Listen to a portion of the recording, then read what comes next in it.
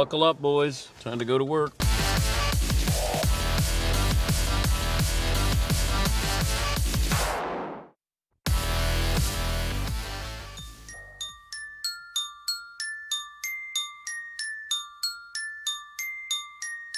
Welcome to the Dan Patrick Show, where the following clip I follow Duke and I follow the DP show, so that makes me a winner. just became outdated.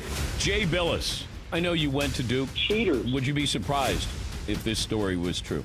I would not be surprised in any regard. The NCAA has been running around with mall cops all this time trying to stop it and then claiming if they don't find it that it doesn't exist. Rooting out cheaters, You ask, we investigate. even amongst all of you. All right, more phone calls. Cody in Tennessee. Hi, Cody. What do you have for me today? Hey, fellas. I played in the SEC for 4 years, and I got an offer to Tahoe. Breaking news. Anonymous SEC football player calls into Dan to admit taking illegal benefits. Well, Cody, you weren't good enough to get a new Tahoe. You got a used Tahoe. No. And here's going to be the kicker, is I was a punter. Breaking news update. Never mind. It's a punter, not really a player. Should I end the call with War Eagle? No, absolutely Roll not. Tide. Just end it like this. The guy's a punter. Did you not hear him? Broadcasting from the Mercedes Man Cave, this is Dan Patrick. Welcome to the program. Made it to a Friday. It's a Traeger Meat Friday. Chili dogs later on today on the Traeger here on the Dan Patrick Show. Yesterday afternoon, I was sitting around. I was by myself. And I started to think about the call we had yesterday from Cody in Tennessee. Played in the SEC, and he's a punter. And we were talking about recruiting. And I started to laugh out loud that here is a punter in the SEC who got a Tahoe. Now, I don't know what the quarterback got, but the punter, got a Tahoe. He said, yeah, I went down to the dealership and I filled out the paperwork, and then the guy who runs the dealership made the payments for me. I got a used Tahoe. Welcome to the SEC. By the way, I don't know if you guys heard this, but Paul Feinbaum, he is the fine commentator for ESPN and the voice of the SEC. He was on that popular show Get Up, and he talked about Nick Saban being on the hot seat and said this. I don't want this to sound blasphemous, but time is running out on Nick Saban. It's been 2 years since he's won a national championship, 2 seasons. That's a long time. He hasn't gone that far or that long at Alabama since the early part of his career there. And I think this is his best team. The season is unknown at this point. However, there are many other programs catching up a little bit. It's no longer, you can no longer make a blanket statement, Nick Saban's going to win a bunch of national championships. All right, that's Paul Feinbaum with, I believe, Paul's dog barking in the back there. But, all right, at least we're talking some football here. I got a punter getting a car in the SEC, and Nick Saban's on the hot seat. All right, I'm good with that. We're slowly moving past this pandemic. Yes, Paulie? In the past 5 seasons, Nick Saban has 6 losses in 5 seasons. 2 of those losses are in the national title game. So during the regular season, he's lost 3 games in the past 5 years. I don't know what, like, Nick Saban on the hot seat means what? If Nick Saban somehow gets back to the national title game or he goes to the Final Four and he doesn't win a title, if he doesn't win a title in the next 2 years, would Alabama ever fire Nick Saban? Yeah, McLevin. This is a joke, right? He's being totally funny, isn't he? He can't possibly be. I don't know if you try to be funny when you're on the show Get Up. It's pretty serious. Yes, But, right, I mean, he can't possibly be serious, though. Yeah, Paul. I didn't listen to the rest of it, but the only angle you could see down south looking at Nick Saban is if he loses a couple more national titles or another national title to Clemson this year. Everyone has always said that Dabo Swinney would want to be the Alabama head coach someday. He's younger. He's got a longer future ahead of him. That is the only mitigating factor here, is that if somehow Dabo said, I do want the Alabama job, that could happen in the next 3 or 4 years, when it didn't seem like that could ever happen. I don't know if Nick's on the hot seat, but if he's on the hot seat only because of Dabo Swinney's success at Clemson, and I've maintained I would rather, if I'm Dabo Swinney, stay at Clemson. Although what's been going on at Clemson, maybe he'll look for a way out, and maybe Alabama would be that escape there for him if he actually, and maybe escape is a strong word there, but If I'm Dabo Swinney, I stay at Clemson. You're building a dynasty there. You don't need to go. If you go to Alabama, then you're compared to Nick Saban. Stay at Clemson. Create your own legacy there. Yeah, McLevin. I'm a system guy, right? Alabama's not the system. It's 100% Saban. Yeah. Before it's him, I don't remember, when's the last championship? The 90s? Yeah, I think 91 with George Teague and those guys. Yeah, they didn't have a good run there of coaches, and as a result, a good run of players. But Nick coming in, and now Dabo Swinney. But I don't know, just kind of when I heard Paul Feinbaum say it, and I have great respect for Paul, but thinking he's on the hot seat here. You're not winning championships. Yeah, you're getting to the championship game, though. Yes, McLevin. You're right. It is fun to talk. It's back. I mean, college football doesn't it engender itself to these kind of arguments all the time? Yeah, a little bit. But and look, maybe it's just a hot take from Paul, but I just like that it was actually had something to do with something that's closely related to actual football. Yeah, Paul. But if you look at it, Alabama fans are quite spoiled the past 10 years. Last year, Alabama went 11-2 and won the Citrus Bowl. That's a disaster. That is horrendous. You think I'm joking? If you're an Alabama football fan, that was a poor season. Okay, but for them, if they don't win the title in the next 2 years, do you think that Nick Saban would be fired? Because if you're on the hot seat, no, not fired. Okay, but if you're on the hot seat, what happens when you're on the hot seat? You get fired. But if behind the scenes somehow Dabo Swinney said, got it to Alabama's management, got it to the athletic director and president that I'm ready when you call, that changes things. This is not a traditional situation. But you would have to fire him. Because if you bring in Dabo Swinney, we know what it looks like and feels like and what it is. You're firing Nick Saban. I can't imagine that Nick Saban's on the hot seat given the success. Now, Jim Harbaugh, why is it Jim Harbaugh's not on the hot seat and Nick Saban is? Dabo Swinney calls Michigan. Jim Harbaugh's on the hot seat. Let me tell you that. Yes, McLevin. Dabo Swinney wants no part of the SEC schedule. He's got that ACC schedule, dude. You want to follow Nick Saban at Alabama and start playing good teams? No, he loves that schedule. I would stay at Clemson, absolutely, positively. Yes, Todd. Was Marv Levy ever on the hot seat 4 straight Super Bowls, even though he lost all 4? Was there ever any talk after any one of those 4, even after the 4th one, that it's time to move on? I don't remember it. It's ridiculous. Yeah, Paul. Nick Saban's 68 years old. Dabo is 50. That is a drastic difference. If you told me, if I had to put a week's pay that in 5 years the head coach of Alabama is Nick Saban or Dabo Swinney, I would take Dabo in the next 5 years, not 2 years. Yeah, but we're talking about being on the hot seat. Right. This will be, hey, Nick, we want to make it seem like you're stepping down. Even though if Dabo Swinney takes over, we know Nick is being encouraged to step down. All right. I got sidetracked here, but hey, that's the program. It was fun to talk a little bit of sports there, talk some college football. All right, welcome to the program. It's hour 1 on this Friday. Coming up, we'll talk to Chris Mad Dog Russo, one of the first real popular radio hosts, sports radio hosts, him and Mike Francesa on The Fan. Mike and the Mad Dog. So Chris will join us. And he also works for the MLB Network. I thought Chris would be passionate about what's going on with Major League Baseball right now. Are we going to have a season? And, of course, we love to blame people. So we'll talk to Chris about who's he putting the blame on right now. Your phone calls are always welcome, 877-3DP-SHOW. We're going to have Judd Apatow on. He's got a new movie, The King of Staten Island, with Pete Davidson, Marissa Tomei, Bill Burr in that movie. We'll talk to him a little bit later on. Doug Williams, the former quarterback, Super Bowl winning quarterback with the Washington Redskins. There's going to be a film based on his life, and Doug will join us coming up next hour. It will be, I'm guessing, pretty powerful, pretty emotional, because he's going to talk about all the things that he went through to try to stay in the NFL. And at one point he said, I was a starting quarterback, and I was the 54th highest paid quarterback in the NFL. And if you do the math, that means just about every backup quarterback was making more than Doug Williams was. We'll talk to Doug, who is not the first African-American quarterback drafted in the first round. I believe Al Davis and the Raiders had a quarterback back in the late 60s. Do you have his name, McLevin? Eldridge Dickey, I believe. Eldridge Dickey. But that was AFL, people are pointing out. Okay. So the drafts were a little different, right? Yes.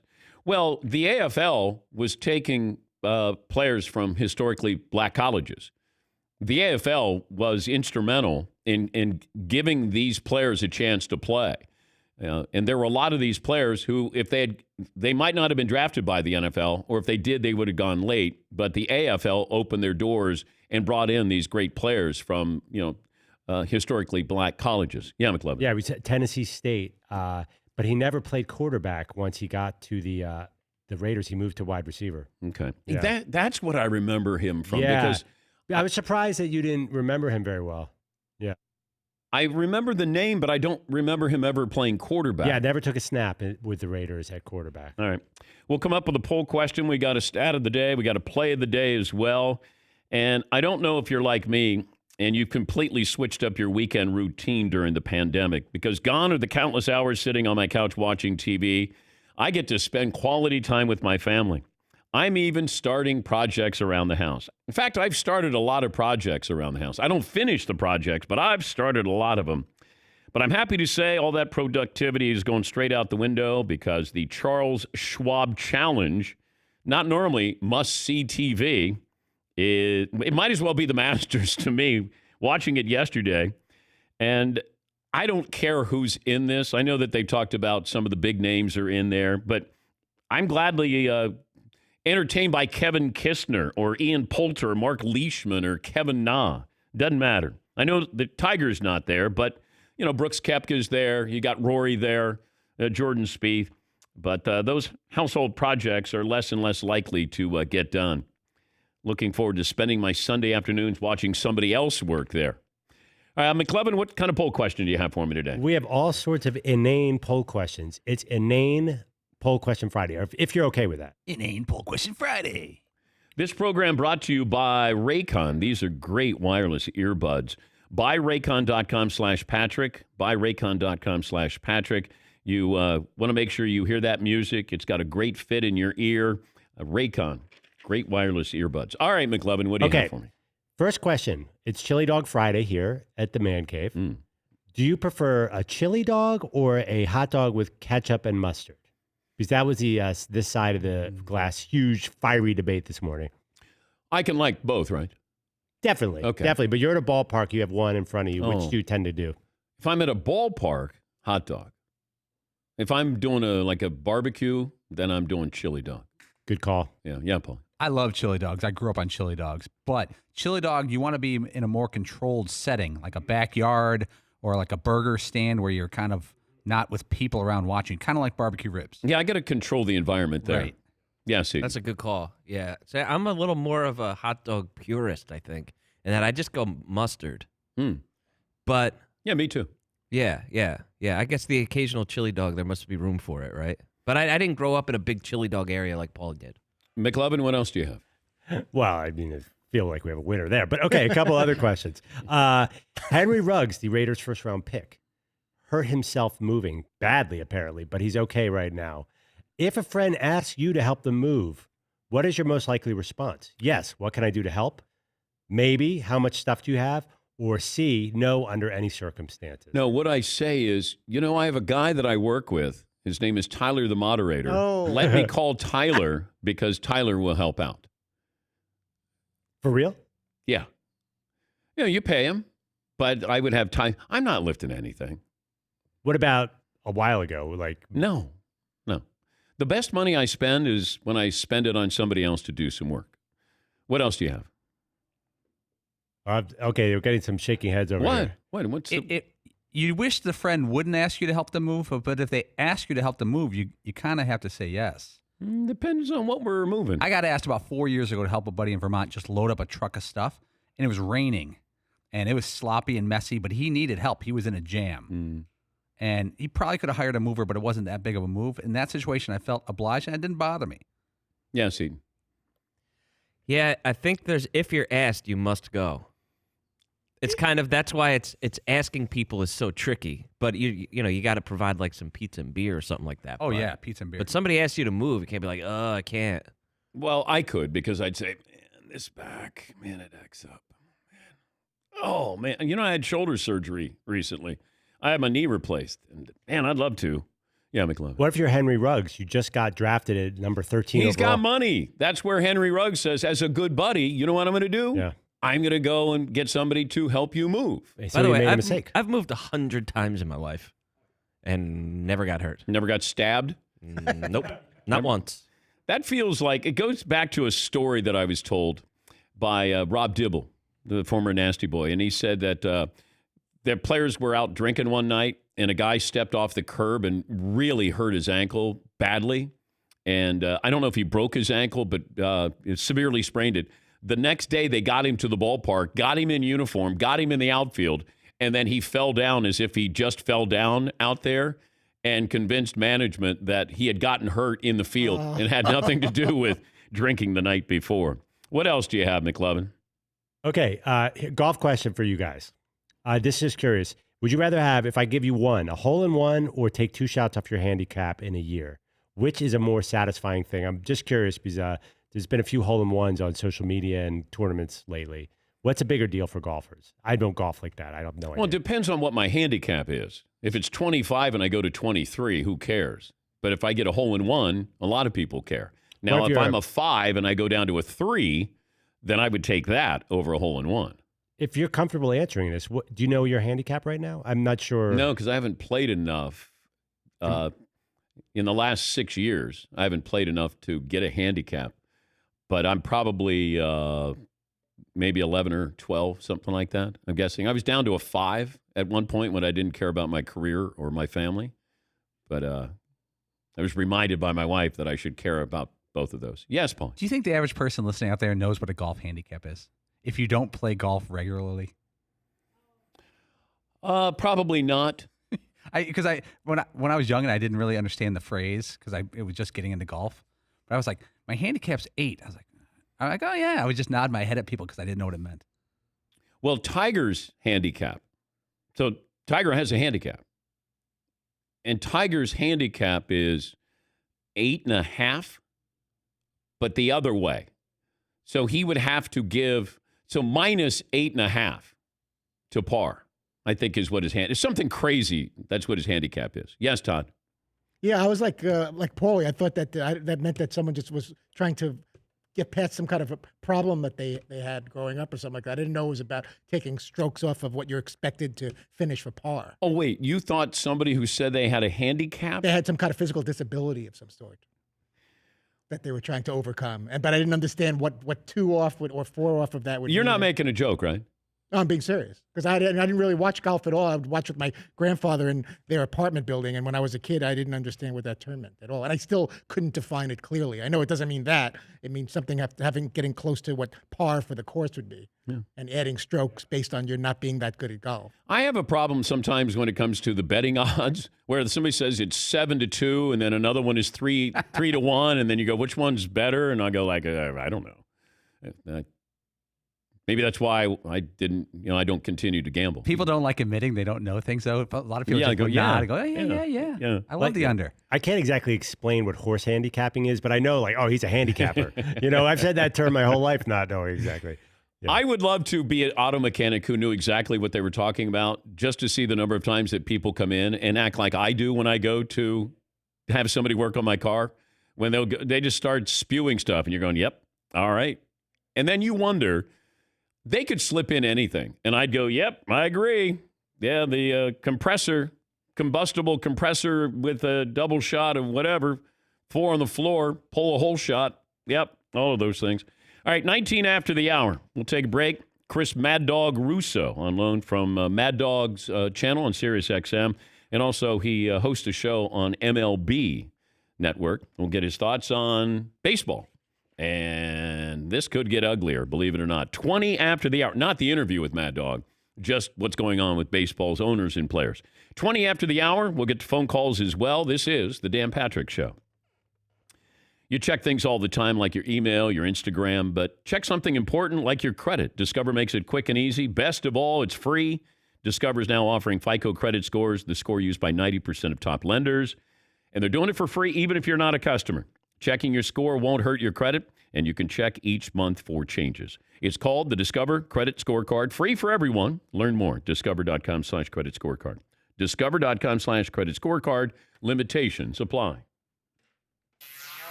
Can you clear up this controversy here that I read, and of course I believe everything I read in Hollywood, said that you were escorted out of a Dodger game. I believe the Dodgers were playing the Cardinals. Yes.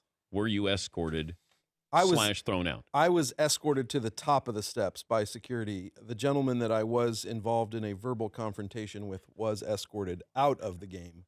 I was not escorted out of the game. I was allowed to return to my seat later. Because you're famous? No, because that's one way of looking at it. No, because I just let the police and the security sort of see what was going on. Once we got to the steps, I just quieted down, and the other gentleman proceeded to... Wait, how do you get involved in it? He was heckling Matt Kemp the whole game. Oh. And I had just recently started going to Dodgers games, and I was sitting... he was in the front row. And, he was heckling Matt Kemp. And after he heckled Matt Kemp one time, I said, "Hey, man." And he turned around. And me thinking he would think it was funny because it's me saying it to him, I said, "How awesome would it have been if Matt Kemp would have just knocked you the F out?" Like the ultimate fan experience, right? You want to talk a big game, and now you just get knocked out by one of the players. Sure.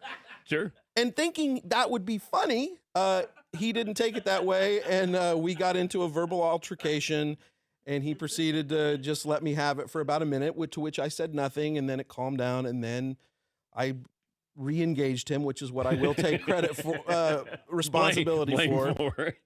And then in the middle of it, this big Dodgers fan with a lot of tattoos and a bald head and a goatee comes down, and he taps me on the shoulder, and he's like, "Yo, Cam, we got your back, bro."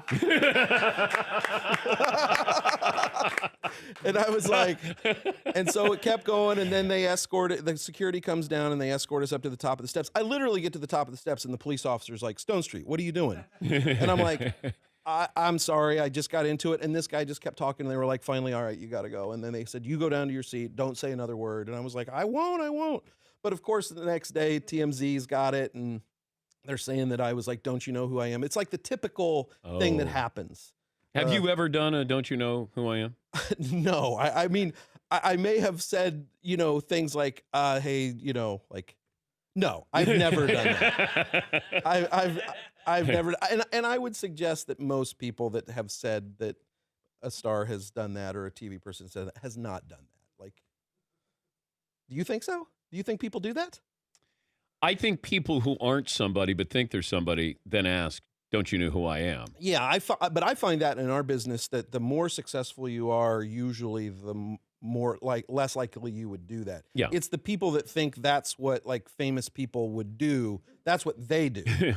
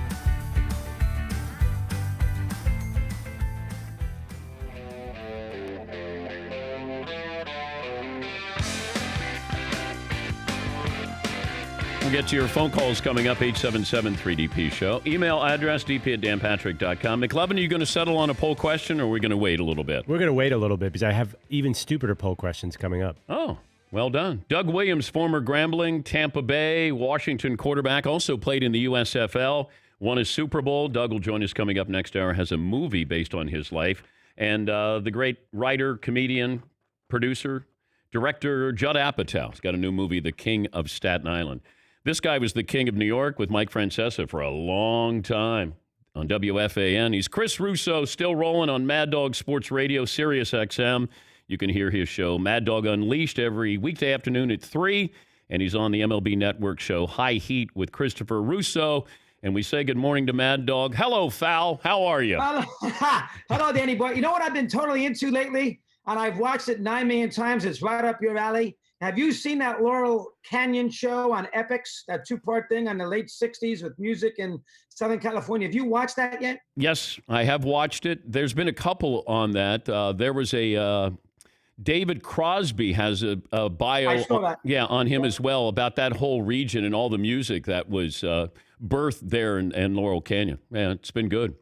God, I can't, Danny, I can't get enough of it. I'm a little too young. I was 10 years old with Woodstock. Eddie Coleman, my pal, was at Woodstock.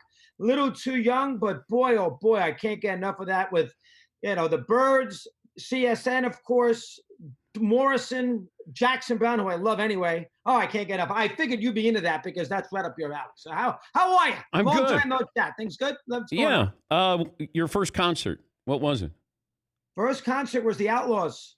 I'm sorry, Loggins and Messina at Siena in 1970, probably 1975. That was my first one. First time I saw Bruce was at the Palace Theater in Albany, May of 1978. I was 18.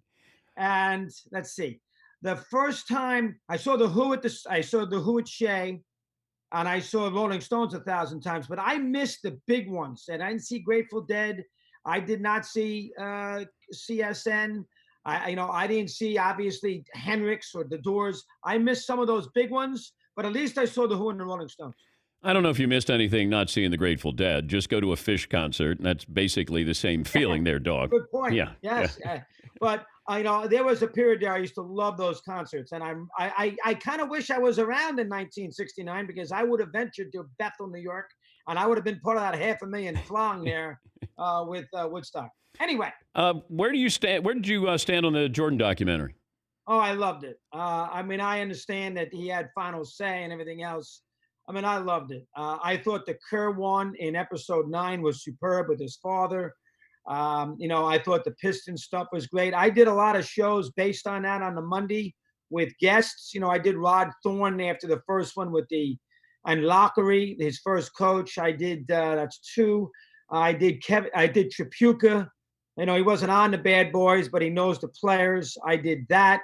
I did Van Gundy with the Knicks, with the whole Nick thing. So I based a lot of my shows, and I know you did the same, on the Monday off the Jordan documentary. I had the director on. I know you did too. So I based a lot of it on that show, these shows that we have to do now without anything to talk about. And the Jordan documentary gave me a lot of content. And, you and I lived it. My kids loved it. My 18-year-old and my 20-year-old, who are huge basketball fans, didn't see Jordan play, couldn't get enough of it Sunday at 9:00. So that tells you how good it was, in my eyes. Would we allow that player to exist today on and off the court? Probably not. As far as, being rough to his teammates and, sort of the, not saying anything with the racial injustice going on. It's a little different today. The game would be a little different too. He'd probably be better because, you wouldn't be able to bang him around so much, and you wouldn't be able to do some of the things Detroit did and the Knicks did. I did Bob Wenzel too. Here's a good story that you'll like, Danny, before we do the baseball. I had Wenzel on because he recruited him. He was at Duke with Bill Foster when Jordan was coming out of high school. And I asked Wenzel about it, and the first time he saw him at the 5-star camps, everything else. And Wenzel went to South Carolina after the Duke days in '80 with Foster, and he recruited Jordan. And I said, really? Well, tell me. He said, yeah, I got him to go to campus. His parents came to Columbia, and it's funny. We went to the governor's house, his mansion, and he had a basketball court. And all Jordan wanted to do as a 17-year-old was take the governor's kids out and play basketball on the basketball court on the governor's mansion. Listen, in my eyes, it's not even close. He's the best player of all time, in my eyes. We're talking to Chris Mad Dog Russo, host of High Heat on MLB Network, and of course, Mad Dog Radio, Sirius XM. We gonna have baseball? Yeah, I think we're gonna have baseball, Dan. I mean, I don't think it's gonna be a kumbaya moment necessarily. And I think that's what baseball needed, was none of this mistrust with these negotiations right now, and come out and play July 4th with an 80-game season. I think that moment is past. I don't think we're going to have that. Obviously, you can't get ready for July 4th. These sides, there's a lot of mistrust here. I think they'll figure something out, but I think the moment where they can sort of bring back America sports-wise is past, which is unfortunate. I think somebody's going to have to be the big boy in the room. Somebody's going to have to realize that, you know what, for the good of the world, we're going to have to come out and play, even if we have a deal we don't like. And I think that person's going to have to be the commissioner. I don't think the players are going to budge off this, 100%.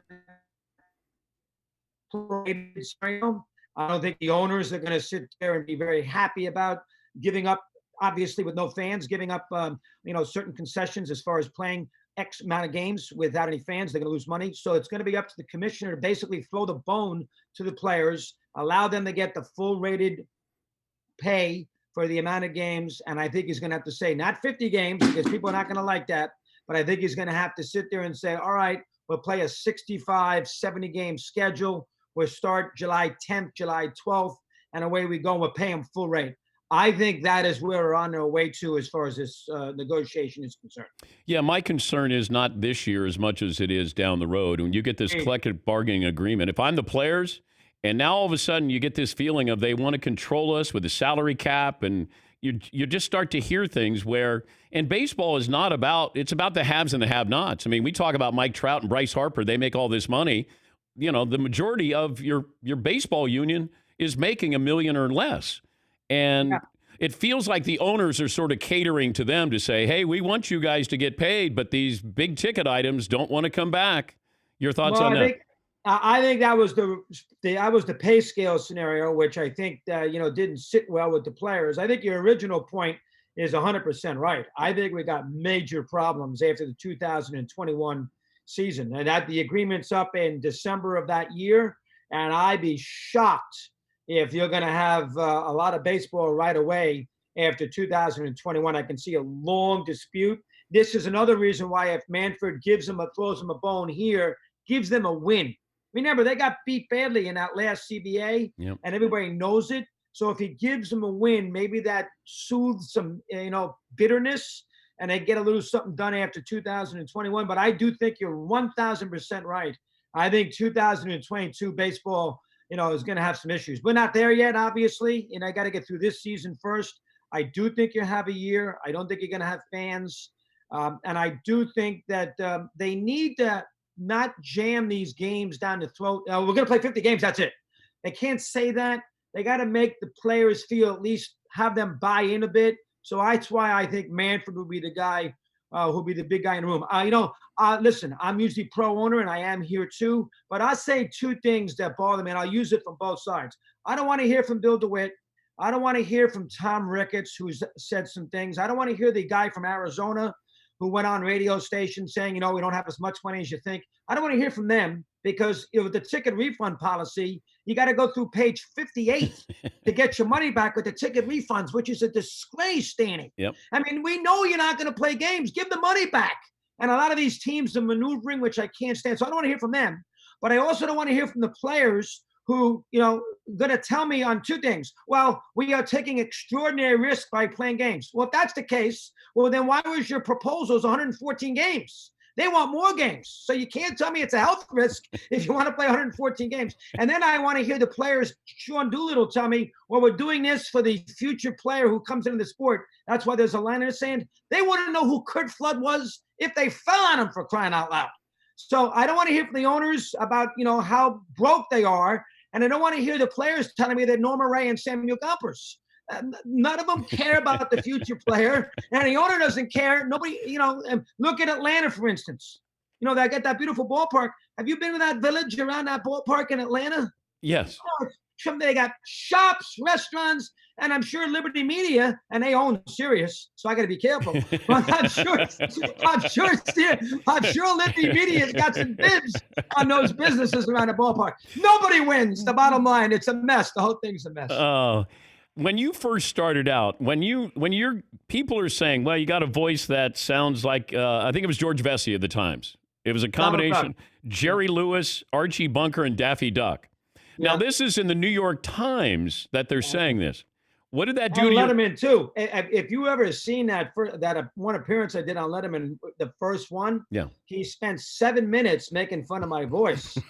Hey, look, honey, they gave Donald Duck a show, and that was his famous line. Yeah, you're right. That voice, has always, it served me well once you get used to it. But here's the key, Dan. You know this. You have to be able to make fun of yourself a little bit. Yeah. And so, listen, make fun of me all you want. Just put the radio tuned in to all the stations I worked at all these years. That's the bottom line. Do you remember your first show that you and Mike co-hosted? Yeah. Oh, I did. Yeah, I remember the first show I ever did as a talk show was in Jacksonville in '83. And the boss's son worked with me on a Saturday morning. It was in March of '83, and he was a big wrestling fan. So that was a disaster. I'll be talking Ric Flair, who I had no idea who it was. The first show was with Mike was in Labor Day of '89, and Brandon Steiner of Steiner Sports brought over sweaters to, basically inaugurate the first Mike and the Mad Dog show. And all the FAN employees were in the studio watching Mike and I start on at the day after Labor Day. Remember, that was right after Bart Giamatti died. So, we had the Rose thing, and we had Giamatti. So we had something, a terrible story, but we had a big topic right out of the gate. But that is where I remembered it was the day after Labor Day, and it was 1989. It was a marriage, Dan. We had never done a show together. We didn't know each other that well. Franklin had screwed up his contract, the late Pete Franklin, and he left.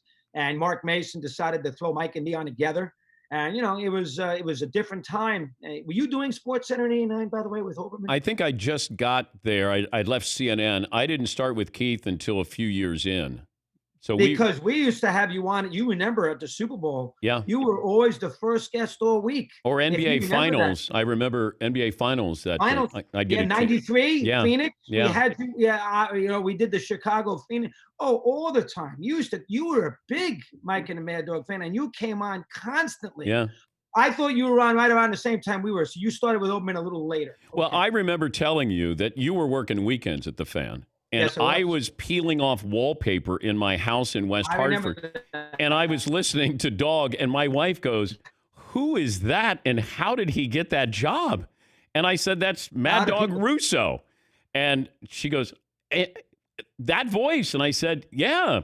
I said, but it's different than other voices. But she 100%. The first guy I ever worked for was Gene Burns, who was a great talk show host who passed away. He worked at RKO in Boston, OR in New York, and he hired me at KIS in Orlando. So did Mike Geyer, who's passed away too. He was the GM, and Geyer put Bob Trumpy on here in Cincinnati after Trumpy retired. He gave him a sports talk show on LW in Cincinnati. So he knew sports talk stuff. And they said the same thing. Chris, listen, your voice is a problem, especially in Central Florida. You're a New Yorker. Yeah, it's going to take some getting used to. But, you got a goofy delivery. Screw up all the languages and all the words you want. just go on there and do a sports talk show, and we'll see what happens. It's funny.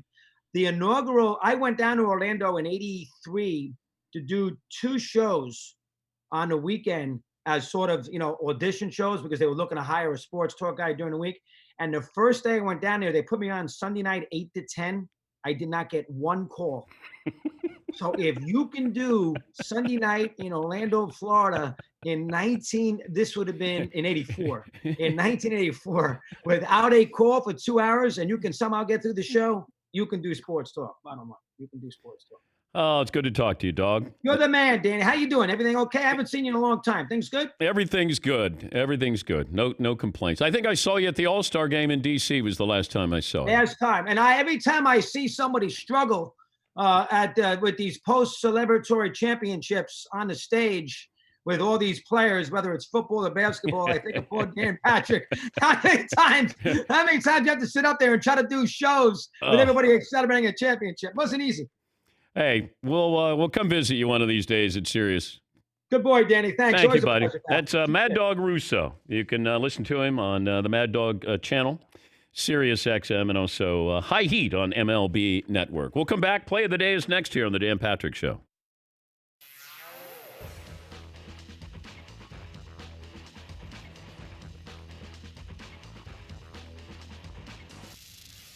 Gentlemen, we have a dilemma today. As you know, I do my pithy National Day calendar look-ins here, and today is both National Peanut Butter Cookie Day, one of the most underrated cookies on the planet, the Arrested Development of cookies. It's good. It's also National Beef Jerky Day.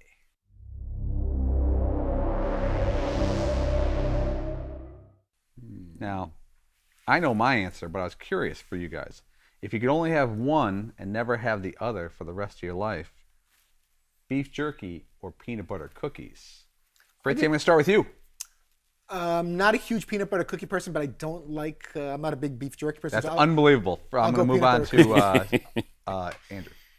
I'm going to do beef jerky because a wins above replacement. You can replace peanut butter with sugar cookies, so there's less alternatives for the beef jerky. Good point. Seton? So, I'm leaning beef jerky, but there's some beef jerky that's phenomenal and some that's really terrible. There's no doubt about that. So, is it just a crapshoot? Am I going to get the terrible one, or is it going to be the good one? The entire genre of beef jerky is available to you. I'm going jerky. Okay. Dan? I'm going jerky. I just don't know what they do to the top of the cookie. It does seem like there's tradition that they give like this square press, like a stamp, to the peanut butter cookie. It's done with a fork. I think it's to differentiate it from sugar cookies, and it caught on. Do you want me to do a deep dive? All peanut butter cookies have that kind of. I wouldn't say all, but it's very common if you see it. I think it's with a fork. It looks amazing. Yeah, the only good peanut butter cookie though is one with a Hershey Kiss in the middle. My wife makes those every year. Yeah, you got to do that. That's the way that this is really. Very good call. Wow. Happy beef jerky and peanut butter cookie day.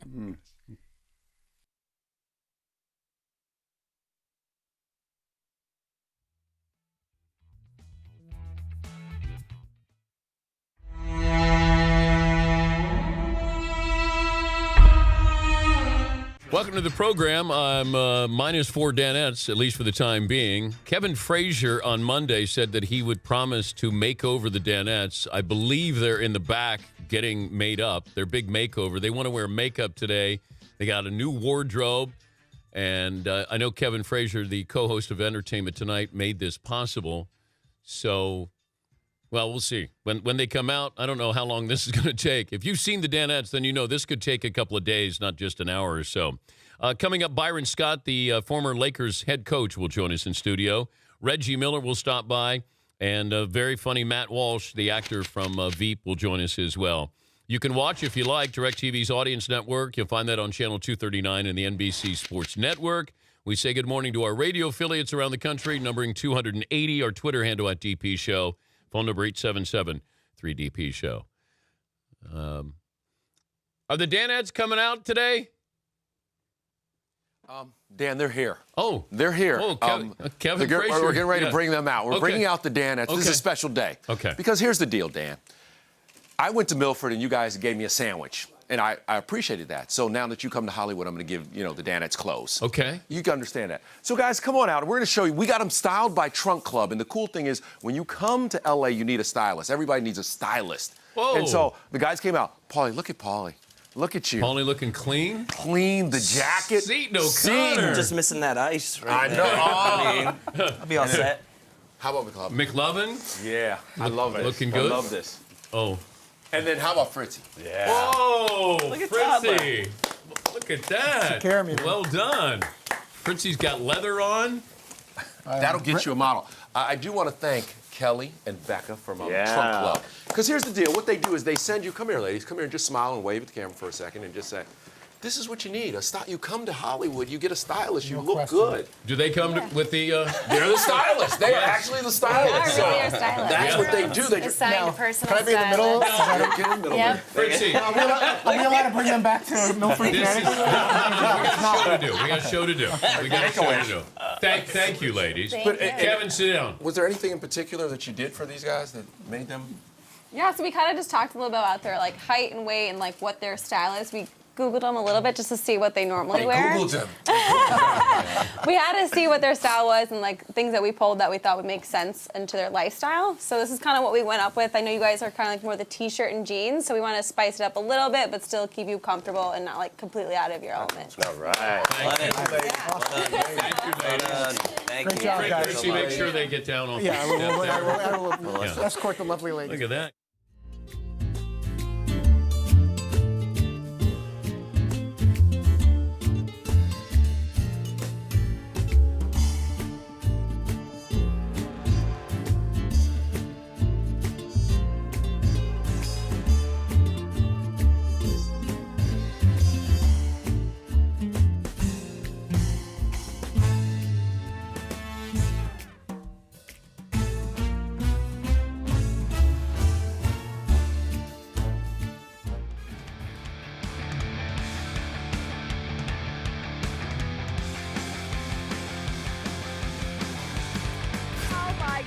The play of the day. Runner left side, got it! They're gonna play it and play it. This is the play of the day. Check this out. Here's Rom at the 8th, just a moment ago. Pretty good there. Well, we were hoping for better audio with no fans surrounding the course. We apologize if anybody was offended by what they may have heard there. That is Jim Nance with the call. John Rahm with a birdie. The Charles Schwab Challenge. Heard some language in there. Jim trying to apologize there. Hey, it's the way it's going to be. By the way, you know, these players who play on the PGA Tour, you can't be longing for fans when it feels like you're annoyed by fans. Feels like that you got to make up your mind. Do you want fans or do you not want fans? Because I get the feeling these golfers are like, oh, I got to deal with these fans. Or somebody's yelling, get in the hole. Play of the day. Play of the day is brought to you by LegalZoom. Need to make it legal? Make it LegalZoom.com. They have set up the Right Estate Plan without leaving your home. Take care of your family today. The Right Estate Plan at LegalZoom.com. McLovin, what's the poll question we're going with? This is an oldie but goodie. We've done this one before. With the Charles Schwab Challenge being such a big tournament, would you rather win 5 regular golf tournaments in a year or just one major? So I'll go 5-to-1 ratio. Ooh. Okay, what's the major? It doesn't matter because well, I'll take the Masters. I can't guarantee you the Masters. It's Well, you're no, gonna roll you- the dice. You might get the PGA. Oh, but you don't know what. I'm just giving you one major. I can't give you the Masters. Okay. But at the end of the day, they count majors. You know, I know PGA is the same. Yeah. But if I won the Players' Championship as part, can I pick my 5 events that I'm going to win if I'm not going to win a major? I tell you, the casual fan, I know the TPC is a big deal, but it's still not a major, though. Oh, I know. But if I can win the Players' Championship, which is as close as we have to another major, and I get 4 other events that I can pick when I'm winning, then I would probably do that. Okay. Instead of taking my chance that I'm going to win the PGA. I just ripped 4 pieces of paper and put the U.S. Open, British Open, PGA, and Masters, sprinkled them up, and then Seton picked one out. So this would be the one you'd have. Okay, what's the one I'm winning? And here we go. Big drum roll. And the major that I am winning is... Masters champion Dan Patrick. Yes, thank you, thank you. That's worth the gamble. I'll take it. I'll take the Masters over 5 tournament events. But only that. That'd be the only event I would take. Is this one going to be a little elevated since it's the first one back? Oh, yes. Well, it's elevated because, for a variety of reasons. The placement in the sports calendar here, the weather, and everything else that's going to be surrounding it at the time. With are fans going to be allowed to go to Augusta by then? Yeah, I don't know where we're going to be in September. Like if you look where we've been in the last 3 months to where we're going to be in 3 months from now, that's what I wondered about this with the NBA. I don't know if people are surprised like I am. It felt like And I was giving the Commissioner Silver a lot of credit. It's like, hey, they got it all buttoned up. Seems like everybody's on the same page. Nothing's leaked out. You got Chris Paul and some of the power brokers involved in this. And then all of a sudden they go, and we're going to start in Orlando, and this is what it means, and you can't get out of the bubble, and you're going to be down there as much as 3 months if your team continues to win. Then all of a sudden you go, oh, here's a report, 40 to 50 players, not quite sure if they want to go to Orlando. I'm going, wait a minute. How does that happen that you don't realize that 40 to 50 players, which is a lot in the NBA, considering you have 22 teams, if you do the math, I got 40 or 50 players who aren't quite sure if they want to go through this.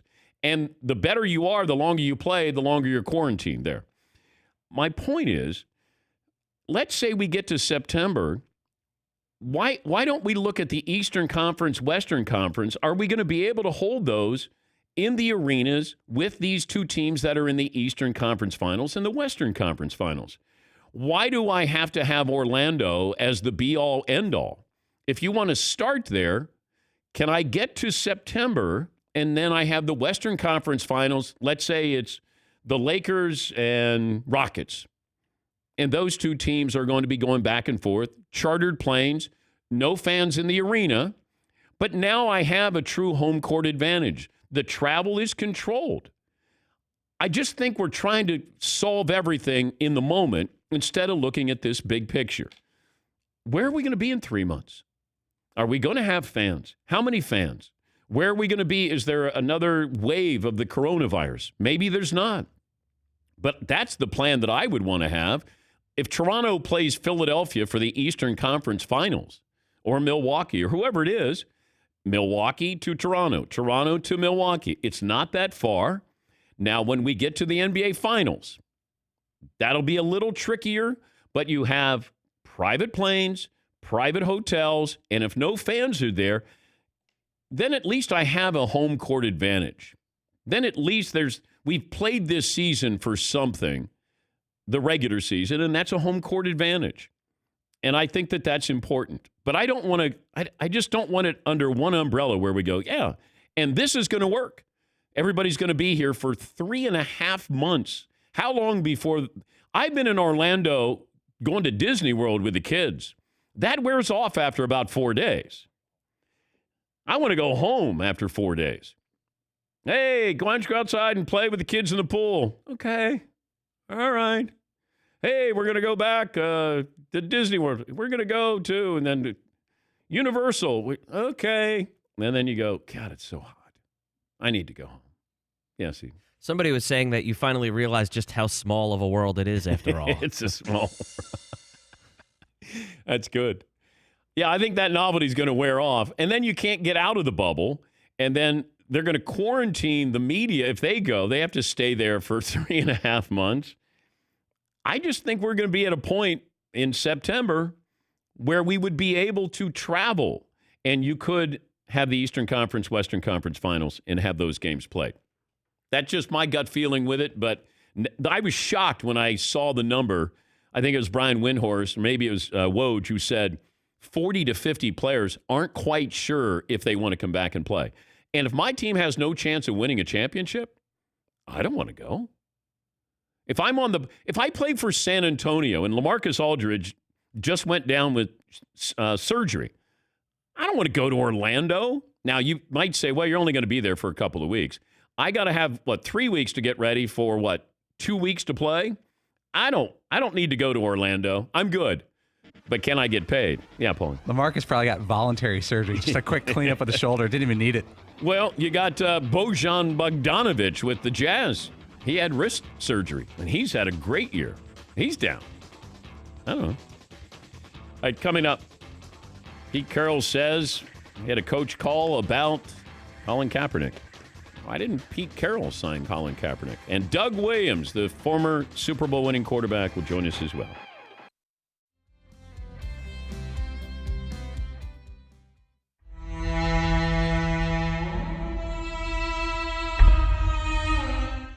I know at the Laker games, you always see the people in the front row, but when's the last time you paused and you saw somebody famous in the crowd at a Dodger game? Okay. So we have famous people all the time, every night. Okay.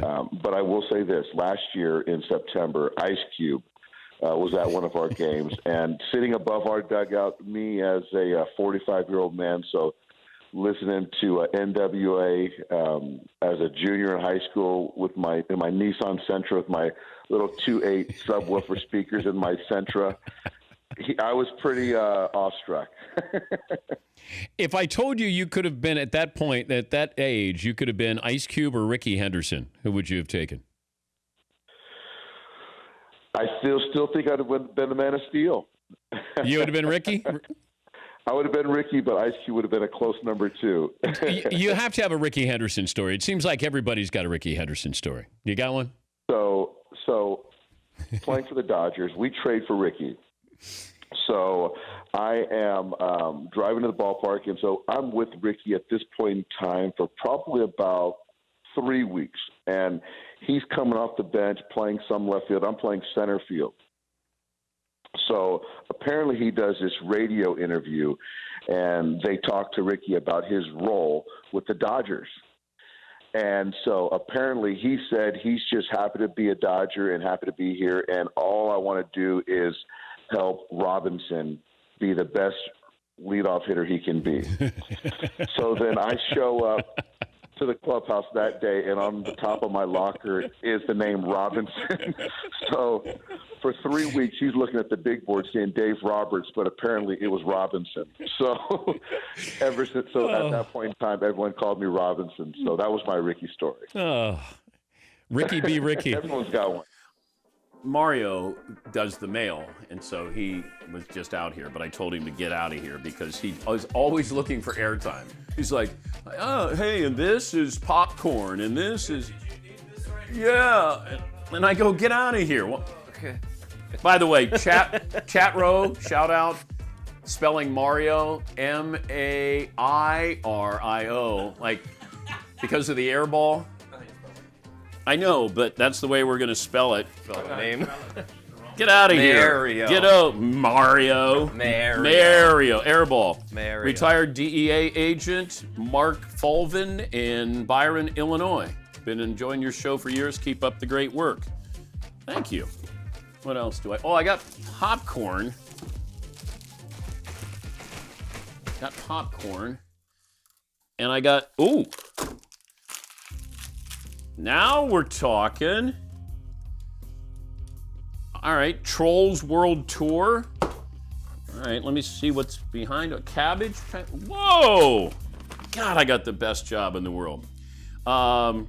Jake Johnson, 6'1", a soft 260. I'm the GM at a Marcus Theater located in Wisconsin. We've been shut down since March 17th. We have curbside popcorn sales and these wonderful theaters at home treat boxes. Been listening for a long time. Stay safe and healthy. Suck it back row, suck it chat row, and Seaton's my favorite. Dan, Ed, enjoy. That's Jake Johnson. So thank you, Jake. This is probably gonna go to my house. It's probably not gonna. Might as well just keep that aside. The Danettes don't need to see that. Just to open up. Uh-oh, here we go. Nickelback fans, they're coming after me. Nickelback fans. Uh-oh. But remember,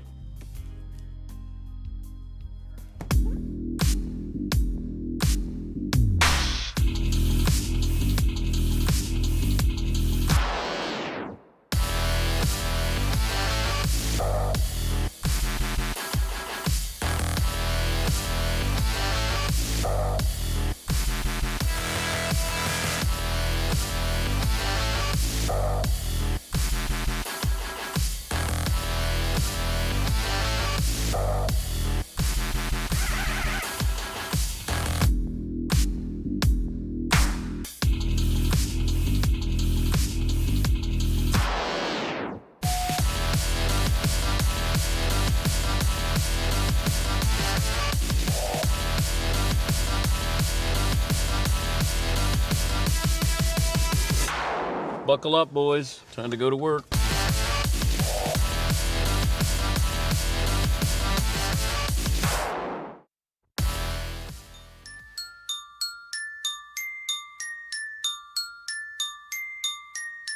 Welcome to the Dan Patrick Show, where the following clip I follow Duke and I follow the DP show, so that makes me a winner. just became outdated. Jay Billis, I know you went to Duke. Cheaters. Would you be surprised if this story was true? I would not be surprised in any regard. The NCAA has been running around with mall cops all this time trying to stop it and then claiming if they don't find it that it doesn't exist. Rooting out cheaters, You ask, we investigate. even amongst all of you. All right, more phone calls. Cody in Tennessee. Hi, Cody. What do you have for me today? Hey, fellas.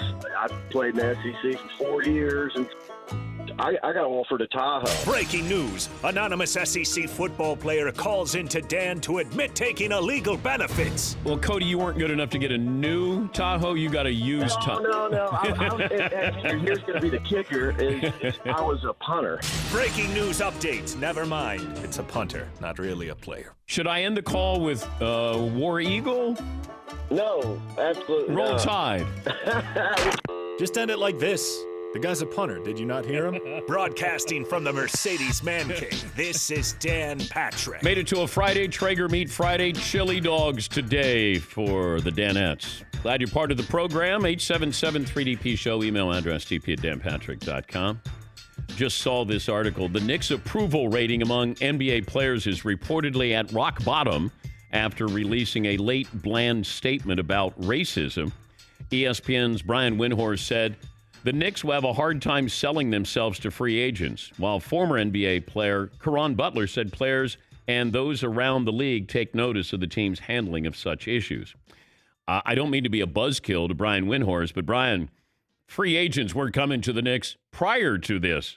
I can't expect that they would be coming now for any other reason other than money.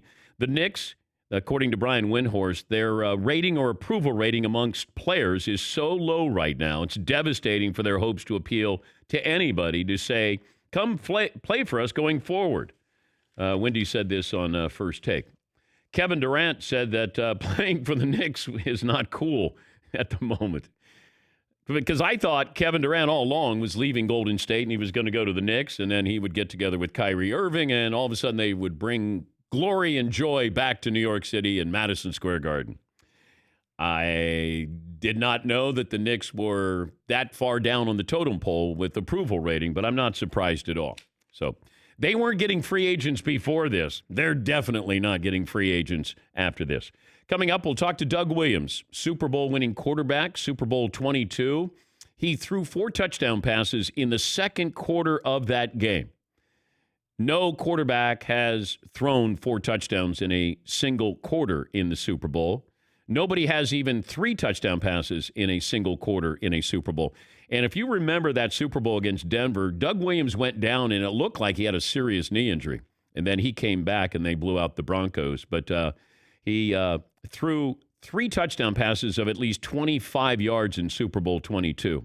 The only other quarterback to do that in a single Super Bowl, Joe Montana, did it 2 years later in Super Bowl 24. So Doug Williams will join us. The reason or reasons, Doug was a first-round draft pick of the Tampa Bay Buccaneers. A black quarterback going that high was really rare. And he was playing on bad teams in Tampa. Then they got close. They almost went to the Super Bowl. Went to the NFC title game, lost that.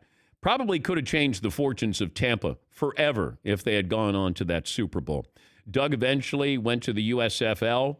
He wanted more money from Tampa. They weren't going to pay him. Went to the USFL, then went to the Washington Redskins, and worked his way up to being the starter, won a Super Bowl. They're basing a movie off his life. So Doug Williams, former Grambling coach and quarterback, will join us coming up in a little bit. Also, Judd Apatow, great producer, director, writer, comedian, gave us Bridesmaids, gave us 40-Year-Old Virgin. Now he's got The King of Staten Island with Pete Davidson. So we'll talk to Judd. He'll join us coming up. Live sports this weekend, soccer, boxing, golf. I'm ready. I don't care who's playing, I'm watching. It's live, and I'm ready to go. Poll question, McLovin. Are we going to go what we had from the first hour? Yeah, I went with, would you rather win 5 non-major golf tournaments or 1 major? 1 major is barely winning 52-48 right now. Well, if I know I'm winning the Masters, I'm taking the Masters. I think you take the PGA even. Because I might, depending on what 5 tournaments I'm going to win, because I can look at the paycheck for those and, what kind of status does that help me become on the PGA Tour? Do I get, I'm going to be on tour, then I'm guaranteed to be in X number of events if I win those events and how much money I make? Yeah, Paulie. So, but nothing against these sponsors or anything like that, but they're interchangeable. So let's say you won the Safeway Open, the CJ Cup at 9 Bridges, the Bermuda Championship, the Mayakoba Golf Classic, and the QBE Shootout. No one remembers any of those. Those are 5 random ones from the season this year. Yeah. But if I get to pick my 5, then that's different. Because then I'm going to take the Players' Championship to start. Yes, McLevin. Remember that year that Tiger won a bunch of regular season tournaments and didn't win a major? Everyone said, kind of implied that wasn't a great year or as good as, even though he was golfer of the year, it was a letdown that he didn't. Yeah, so he was golfer of the year and went 0 for 4 in the majors. Now, to Tiger, that's a bad year. That's not a bad year for just about any other golfer. By the way, since 2014, the New York Knicks winning percentage, they win 30% of the time. 30% of the time, that's worst in the NBA. And then I'm looking at seeing who they're going to bring in as a head coach.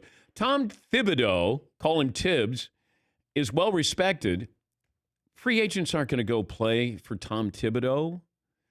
Does Jason Kidd get an opportunity here? Now they're talking about bringing back Mike Woodson, who used to be there, who shouldn't have gotten fired. But you got to get somebody in there who's going to breathe some life into that franchise. Because when you think of the Knicks, you think of their owner. And that's not what you want to think of when you're a fan or a player who might want to play there. Yeah, McLevin. Is it a big selling point that if you play for the Knicks, you won't get stuck down in Orlando during a pandemic playoff series? So that'd be the reason why they would go there. In case another pandemic breaks out, I'm on the Knicks. I don't have to worry about going there and being quarantined in the bubble. We've been talking about this the last couple of weeks. Change comes at different paces. Sometimes it's a slow trickle over years. Sometimes it comes right at us all at once in a hurry. And this week in sports, it's been the latter. It started last Friday when the commissioner of the NFL, Roger Goodell, said the NFL was wrong about stopping players from protesting. Also said Black Lives Matter. Then this week, NASCAR surprised many by announcing the Confederate flag would be prohibited at races. Other leagues, teams, players have made statements, joined protests, took to social media. Sometimes hard to tell what is really genuine there. What is just in the moment. Where are people going to be in 6 months, a year from now? The real evidence of people's intentions will come out when we see results, and it seems like we're seeing some. And as tough as this month has been, there are reasons to be hopeful, and hopeful that we work on this collectively and make people's lives better. I guess everything is political, including these statements that I'm making, but I think that most of us want the same thing. We want our country to be better. I know it sounds hollow. I made it sound disingenuous, but it's also what we aspire to. Through it all, you want the country to be better. I don't know if Colin Kaepernick is going to get a job. I said I didn't think he was going to, and I've had that opinion for the last 4 years. There's nothing that's changed with Colin Kaepernick except for he's gotten older. We don't know if he's gotten better as a football player. Feels like that the NFL is a little more tolerant with Colin Kaepernick taking a knee and other players. I think Patrick Mahomes is the key to all of this, and I'll explain. When Michael Vick went to prison for killing dogs, when he came out, Andy Reid brought him into Philadelphia as a backup quarterback. There were protests, but they moved past that, and Michael Vick proved that he could still play. Now, granted, he's younger, 3 years younger than Colin Kaepernick is right now. Patrick Mahomes has the most secure job in the NFL right now. Right? Won a Super Bowl. He's going to get paid $40 to $50 million. He's respected. He's well-liked. Comes from a mixed marriage. His mother is white, father's black. Father, former baseball player. And he's been speaking up. He's been speaking out. I think the Kansas City Chiefs, if Colin Kaepernick goes anywhere, is going to the Kansas City Chiefs.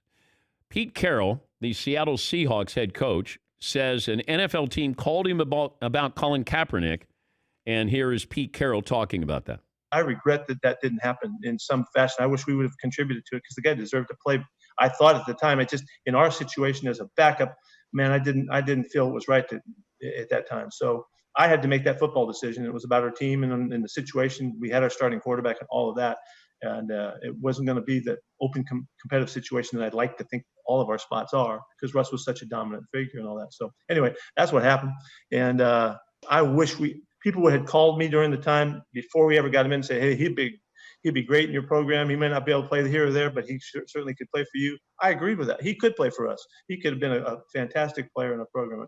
Unfortunately, it just didn't work out. And then when you look back, I felt like we missed the opportunity. And so as I look back at it, I wish we could have figured it out and known what we know now and given him the chance, because I would love to see him play football those years. I don't know what you know now that you didn't know then, Pete, other than he's, 3 years older, 4 years older. And you have a secure quarterback. I think at the time, if you brought in Colin Kaepernick, which I thought Seattle was going to sign him. I thought Baltimore or Seattle was going to sign him. And I think at the time, if you said to Colin Kaepernick, hey, we're going to bring you in, just so you know, we have an established quarterback with Russell Wilson. I mean, you have Geno Smith right now. Is Colin Kaepernick better than Geno Smith? Probably so. At his best, he certainly is. And Pete says, I don't know why we didn't sign him. There had to be a reason why you didn't sign him. Did you feel like, hey, that's not fair to Russell Wilson? But now and then you tease us by saying somebody called you about Colin Kaepernick. But then you don't tell us who called you about Colin Kaepernick. And then you say, well, hey, if I knew now what I knew then, or blah, blah, blah, whatever. We should have signed him, or we could bring him in, whatever. This goes back to what I said, hey, everybody wanted to draft Russell Wilson, but nobody did through the first 3 rounds. Hey, we thought about bringing in Colin Kaepernick. Oh, but we have a backup quarterback. Okay. I don't know if somebody's going to bring him in. And if they do, and you're Colin Kaepernick, why are you being brought in? Now we feel sorry for you? Now we feel like we have to give you a handout? Kaepernick wants to earn a job. Mike Florio from Pro Football Talk said that he was reporting Kaepernick is in great shape and more motivated to play than ever before. Okay. If he goes into Kansas City, he knows he's not starting, but he's back in the league, and then people are going to watch what Colin Kaepernick does. And then maybe it's sort of a way station, a safe house for him, and then maybe he can get a job someplace. Maybe. That was what my thought process was, that Andy Reid can do no wrong in Kansas City. Patrick Mahomes is the most important player in the NFL, most powerful player in the NFL. If Mahomes, who got hurt last year, if Mahomes said to Andy Reid, or vice versa, what do you think about bringing in Cap? I'm going to guess that both of those guys would probably look at this as in a football situation and say, yeah, that's a good backup for a guy who got injured last year. Now, you got Matt Moore, I believe, but if you're going to bring him in, he needs to know, okay, I'm not going to be the starting quarterback, but you're on a team, you get to play. And Andy Reid will probably take the hit, if there is a hit. Maybe it's around the league, maybe not so much in Kansas City. But if Patrick Mahomes said, now, might not be fair to Matt Moore, but if you're going to bring in Colin Kaepernick, I thought that might be the place. I thought Baltimore would be, but then I don't know how delicate it is if you bring in Kaepernick and then you're releasing a black quarterback in Robert Griffin Jr. III. I don't know if, the sensitivity was something like that. I don't know. But I thought Seattle was going to. I thought Baltimore was going to. And the more I think about it, Kansas City, to me, makes the most sense.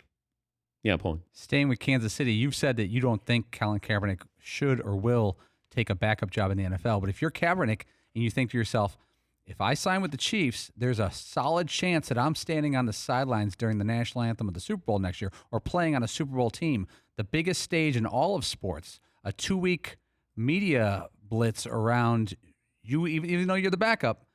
2 weeks where the Chiefs, the Chiefs are the favorites next year, right? Yeah. Think about that. If you're thinking about both football and spreading your message, what better team? Well, this is what I was told by a TV executive yesterday. And he said, teams are going to want to know what's more important to you, social cause or football? Because if it's football, then you got to show us that football is more important. Social activism is one thing. And this was going to make teams a little concerned. I don't want to say nervous, but they would be concerned about this because are you here because of a cause? Are you here because you want to play football? If Mike Florio is right that Kaepernick is more motivated than ever, then you want to see that motivation, being able to play. And I just think getting back into that routine, even if you're going to be a backup quarterback to Patrick Mahomes. Could he compete for other jobs around the league? Yes. But owners want to see what he will be like, how he handles himself. And we might get to the point, this is 3 months from now, with all the social activism and protesting. Do we get to the point where, because Colin Kaepernick took a knee because he wanted to shed a light on this. The light has been shed on this. Many lights. It's really bright right now. Do you need to then kneel during the anthem to bring this to light? You've already done that. You might say, okay, mission accomplished when it comes to a football game and an anthem. We're not going to kneel. We don't need to. We're going to do other things. And that's what I'm curious about. In 3 months from now, that's a long, long time. We're 3 months into this pandemic, and look at where we are right now to where we were 3 months ago. Where are we going to be as a society in 3 months? Where will we be football-wise? And we might get to a point where, and I don't want to speak for the African-American players, I'm just looking at this thinking, you've shed a light on this, which is what Kaepernick wanted, Eric Reed wanted, Malcolm Jenkins wanted. So what is the next step? And that's what I'm curious about when it comes to this, because it could open the door for Kaepernick to get a legitimate chance, because Kaepernick could say, we're doing this now. We're moving forward with this. We have mission accomplished with what we wanted to do back in 2016. And I think that the next stage is what's important for these players. And leading the charge is Patrick Mahomes. We'll take a break. Doug Williams certainly went through his fair share of racism, and he'll tell you some of those stories. Known Doug a long time, and the highs and lows of coming out of Grambling being a first-round pick. Then you go to the woeful Tampa Bay Buccaneers, and in 2 years, they're on the verge of going to the Super Bowl. They go to the NFC title game. And remember they had Ricky Bell, the Selman brothers? They had a good team, and got to the NFC title game. And then after that, he wanted more money and went to the USFL, got back into the NFL, and had one of the great performances in Super Bowl history, Super Bowl 22. And now they're making a movie on his life. Should be good radio coming up. Doug Williams will join us. We'll take a break here. Coming up on 19 after the hour here on the Dan Patrick Show. These Raycon earbuds are good. The Everyday E25 earbuds, best ones yet. 6 hours of playtime. Everybody loves some playtime. Seamless Bluetooth pairing, more bass. It's all about the bass. More compact design, and it gives you that nice noise-isolating fit. And that's what you want. You want comfort. You want that fit. Raycon wireless earbuds, so comfortable, perfect for conference calls, video chats, or just binging on a podcast there. Unlike some of the other wireless options, Raycon, R-A-Y-C-O-N, earbuds are both stylish and discreet. No dangling wires or stems. They come in different colors. And it was started by Ray J. And Ray J and Snoop Dogg's involved in this. Cardi B's involved. Melissa Etheridge is involved in it. You get 15% off your order at buyraycon.com/Patrick. So B-U-Y, buyraycon.com/Patrick, and get 15% off. That's Raycon wireless earbuds, and tell them we sent you.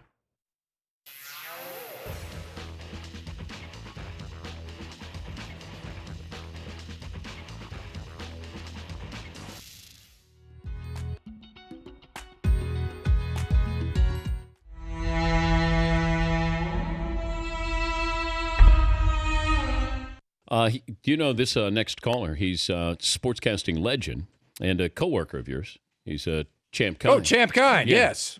Hey, Champ. How's Hey. it going, guys? Hey, Champ, how are you? Patrick. I'm great, Ron. How you doing? I'm real good. I wish you were here. Me too. They treating you well? It depends on your definition of well. Sounds to me like they're raking you over the coals. I wish I was there. I'd have your back. You sure would, my friend. You sure would. Champ, did you ever do sports radio? I've done about every medium there is in sport, Dan. I'm much like yourself. I don't care where the gig is. If there's a couple of cocktails there, I'll show up for it. And you came up with your catchphrase, whammy. Whammy! Yes. Yeah. Like, what was the one you turned down, if that's the one you decided to use? A turn down was garbanzo beans. Okay. Just didn't roll off the tongue well enough. And Champ, if I remember, you also turned down lemon pepper chicken. Lemon pepper chicken. Yes. It's a dish I really love, but it just didn't catch on with the fans. It tastes good, but it doesn't roll off the tongue. Who's been fired more between you two? Oh, yeah, that's easy. It's been me. It's definitely Champ. I tell you what, I've come back to that station, many stations, hat in hand and just begging. Tell you what, the best way to get a job back is blackmail. Mm-hmm. And Champ's a master at it. So you recommend that? Oh, always. Get pictures. Yeah. If you can, secretly record every conversation you have with your boss. If Champ meets you, you're guaranteed he's keeping a file on you. What's your favorite part of the documentary, Champ? Which documentary are you talking about, Pat? Anchorman 2. Oh, that documentary. I guess the parts Ron's in. It seemed like there's underlying theme or feel to your relationship with Champ. It feels like Champ wants more. Am I reading something into that, Champ? We're very close. But Ron's busy, I guess. I mean, but we're close. You know, I've had many dinner appointments he just doesn't show up to. Those are usually in my house at night. They're usually odd times to have dinner. Well, late, I know late you're at night. busy. Yeah. Well, I'm busy, but I like to sleep at midnight. Well, that's fine. We could just sleep, Ron. I mean, we don't have to eat. What? Why are we talking about this right now, Champ? Hey, Dan brought it up. He's interested. I saw guess I'd have to. No, in the documentary, you can tell there's something special between you two. It's just a friendship. Yeah. Well, on it's my a really. Oh, now, Ron, you kind of lead a fella on. We're very, very, very close. Probably the closest friend you have. Well, Champ, I can tell if you were here, you would be able to see the emotion that's racked his face. Something has racked his face. Yeah. It looks like emotion here, but it's great hearing from you, and I really enjoyed the documentary. Well, my pleasure. Thanks for watching it. Ron? Champ, where are you right now? I'm just upstate. Oh, you're in Connecticut. Yeah, Connecticut. You're putting the dots together. Okay. Am I going to see you later? Are you just going to show up you'll like see. you do? You give me the address, Ron, and I'll find you. Yeah, I don't like it when he laughs like that, by the way. Do you need a ride, Ron? I got a car.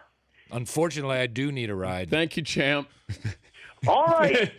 Thank you, Dan Patrick All right. Show. Thank you, Champ. It's sportscasting legend. I mean, that was awkward. Champ doesn't know a whole lot about sports, let's be honest. Oh, I know that. Yeah. I can tell. But he had a great catchphrase, and that's Great all you need. and that's all you needed. Yeah, that's all you need to be.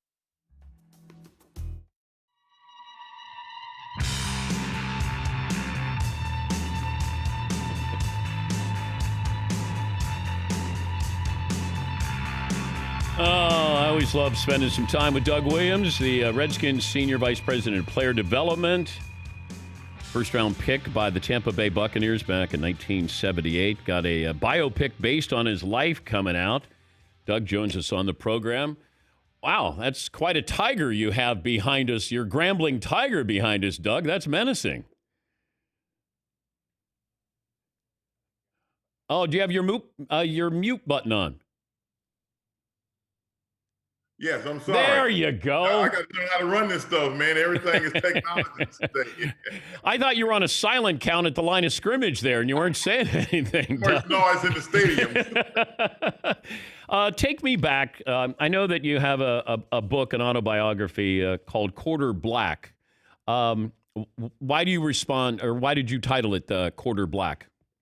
Well, because everywhere I went, when I came out, Dan, if you can remember, and going to Tampa, every article that was written, it was never Doug Williams, the quarterback of the Buccaneers. It was either Tampa Bay's black quarterback or either Doug Williams, Tampa Bay's black quarterback.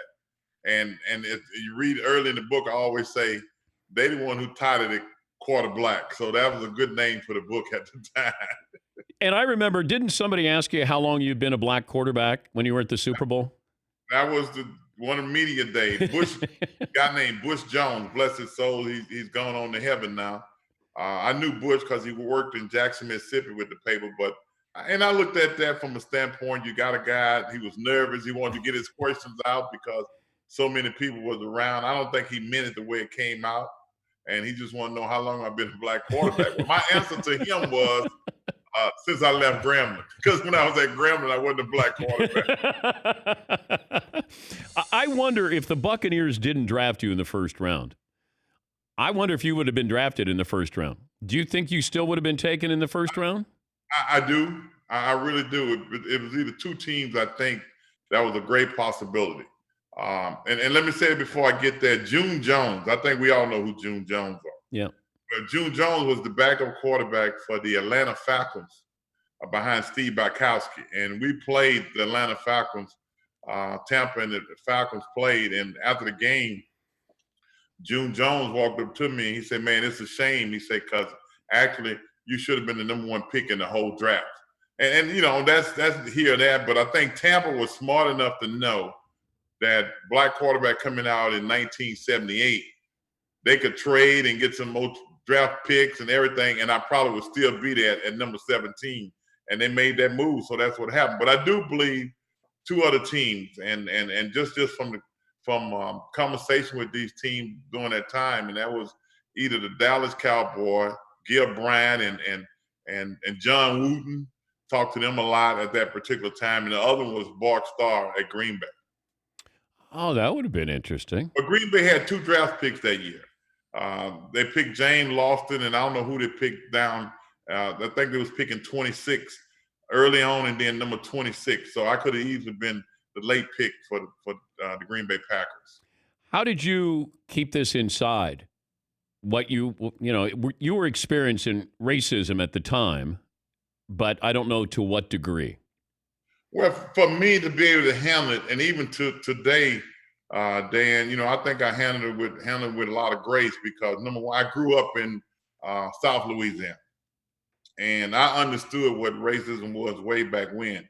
Born in 1955, so I was a young boy during the civil rights time. So when you sit around, you hear your grandmother and your granddaddy, your mom, your dad talk about what's going on. I knew every Friday night from crossroad to crossroad where I lived, there was a crossroad down to my right was about a mile, and down to my left was about a mile. And in between there, it was all black families. So every Friday night, that was a cross burning at those intersections. And, all the men in the neighborhood, when the cross go up, would get in their cars and trucks, with their guns and stuff to try to find out who was burning the cross.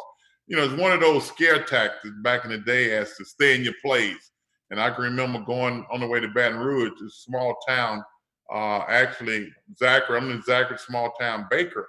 I remember stopping at the red light one time, a little boy in the back of the car with my dad, and actually a guy with a hood came up to give us a pamphlet of the Ku Klux Klan. I mean, that's how prevalent it was back in the day. So you understood what you was up against back in those days. Wait, a member of the KKK gave you a pamphlet? Your dad a pamphlet?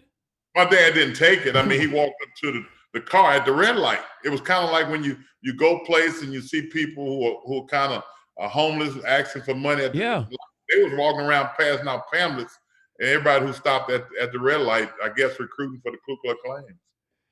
How'd your dad explain why they're burning a cross and why these these men are wearing sheets over their heads? Well, the most important thing for us was, 5 boys, 3 girls, was always be in the right place at the right time. Don't get caught in situations that something cruel can happen to you. My dad and them always talked about some of the things that happen. You talk about people getting, murdered and stuff like that. Nobody ever find out what happened to them. Things like that. It was almost a scare tactic back in the day, as don't do this. And I remember when LSU and Ole Miss played, the highway that I live off was like a main strip from Mississippi all the way to Baton Rouge. I lived off Plank Road, Highway 67. And when they played each other, when Ole Miss had to come to Baton Rouge, we was not allowed to be on the streets at that particular time because crazy stuff happened. People throw stuff out the window. And I did one day going from my house to my grandmother's house, who lived about a half a mile down, and walking on the neutral ground, got hit in the face with a chocolate malt. Just so happened it had to be chocolate, so it tastes pretty good. He's Doug Williams, the Redskins Senior Vice President of Player Development, former Super Bowl MVP. I thought of Super Bowl 22. Timmy Smith, your running back, he was number 20. What was his number? Tim is 36. 36. Tony Lilly was 22, wasn't he? Tony was 22. Tony Lilly was the defensive back of the Broncos. I felt bad. You were picking on Tony Lilly in Super Bowl 20. You were picking on 22 in Super Bowl 22, Doug, weren't you? I wasn't picking on him. He just happened to be in the wrong place. Oh, Tony got burned. I remember the Ricky Grant TD on the play action on a 60 counter play action. We ran the 60 counter so well all the time, and he came up and bit on the run. And it was almost like when Ricky went behind him, I could see him turn around and saying, "Damn." I think he's a high school coach now. In this area, he's a high school coach in the Virginia area. I saw him about 3 years ago. Him and I talked about 3 years. You should just show up in your Redskins jersey and with a football there and see his reaction there. I wouldn't do that. Him and I talked about it. He laughed about it today, and I think we all got a good laugh out of it. Now, it was more overt. You were mentioning the racism that you face, but then you get into the NFL where it's a little more covert, it feels like. What was that like, the difference of growing up, and then you go to the NFL where you think, I'm a first-round draft pick, I'm successful. We are almost going to the Super Bowl with the Tampa Bay Buccaneers, the worst team in football 2 years earlier. And then what happens? Well, the thing about it, that's old cliche. You can't go no further south than Florida. And I was in Tampa, Florida. And when I first got there, my first year was good. But at the same time, we ended up 5-7. My 5-11, my rookie year, I got my jaw broke and all that. And Ricky Bell, bless his soul, was the guy consoled me probably every week when things weren't going well and people was booing. Ricky Bell was the one to put his arms around me and say, "Hey, I've had to go through it, man. It's tough, but just keep going forward." And the second year was great, Dan, because we was winning. We won the first 5 games out the box, and we lost 3 in a row down the stretch and had to win the last game of the year in order to get in the playoffs. And we did that 3-0 against the Kansas City Chiefs. And it was almost that old cliche from worst to first. So that was great. But the next couple of years, the fans was a little different. I can remember walking to the sideline, and there was a lady in the stands. I see it now on some replays. Lady in the stand and had a little black dog, looked like it was on a rope just dangling.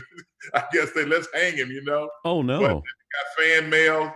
You get fan mail with no return address.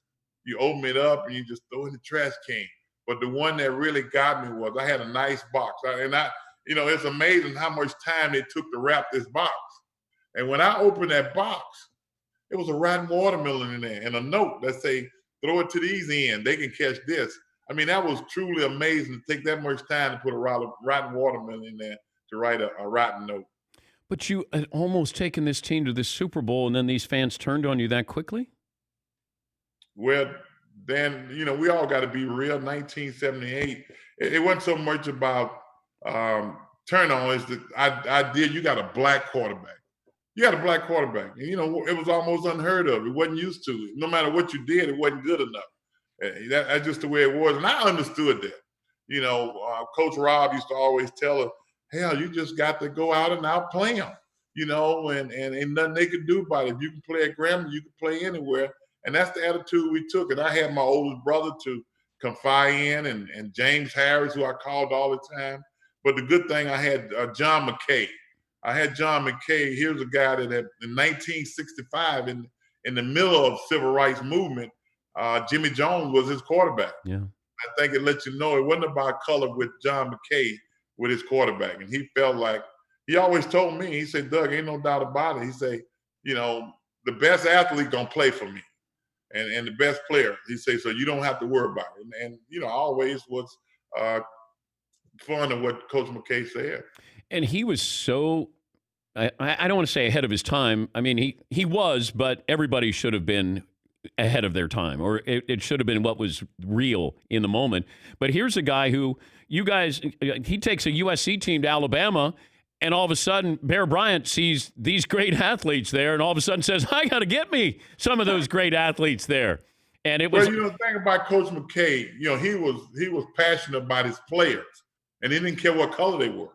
At one point before I got there, I can remember they told me that he was going up in the stand at a fan for somebody to yell him out, take them ends back to California, because he had a bunch of guys from California off the USC team, and rightfully so, they was winning. So you want guys who can win, but Coach McKay protected his players no matter what color they were, and I thought that was a plus. Wasn't there a time when you were starting in the NFL? I don't know if this was Tampa, maybe it was Washington, but you were the at least 50th highest paid quarterback in the NFL at the time? Does that sound about right? I was in Tampa. I was number 54. And you were starting? I was a 54. It was only 2018 at the time. If I do the math there. and I come to find out that the backup quarterback, Mike Ray, who had played at SC, Mike Ray was making more money than me, and he was my backup. Oh, no. How do you not get angry? Or did you? Well, you know what? That's a good question. Not that I didn't get angry, but you know what? What could I have done back then? You and I both know back then, if you got cut and somebody get on the telephone and tell you, I wouldn't take this guy, and he's this and he's that, you was gone. Wasn't no salary cap implication, wasn't nothing. You just out the league. You wasn't getting another opportunity. So to me, it was all about being humble and deal with it for what you have to deal with. I played all my life for nothing in college and high school and enjoyed the game, but now it's a business. But at the same time, you was getting paid. It might not have been fairly, but after the 5 years was up, when it was time to negotiate, I thought I looked at it from a different perspective then. I just brought up a couple of minutes ago, prior to you joining us, that I think Kaepernick and the best landing spot would be Kansas City.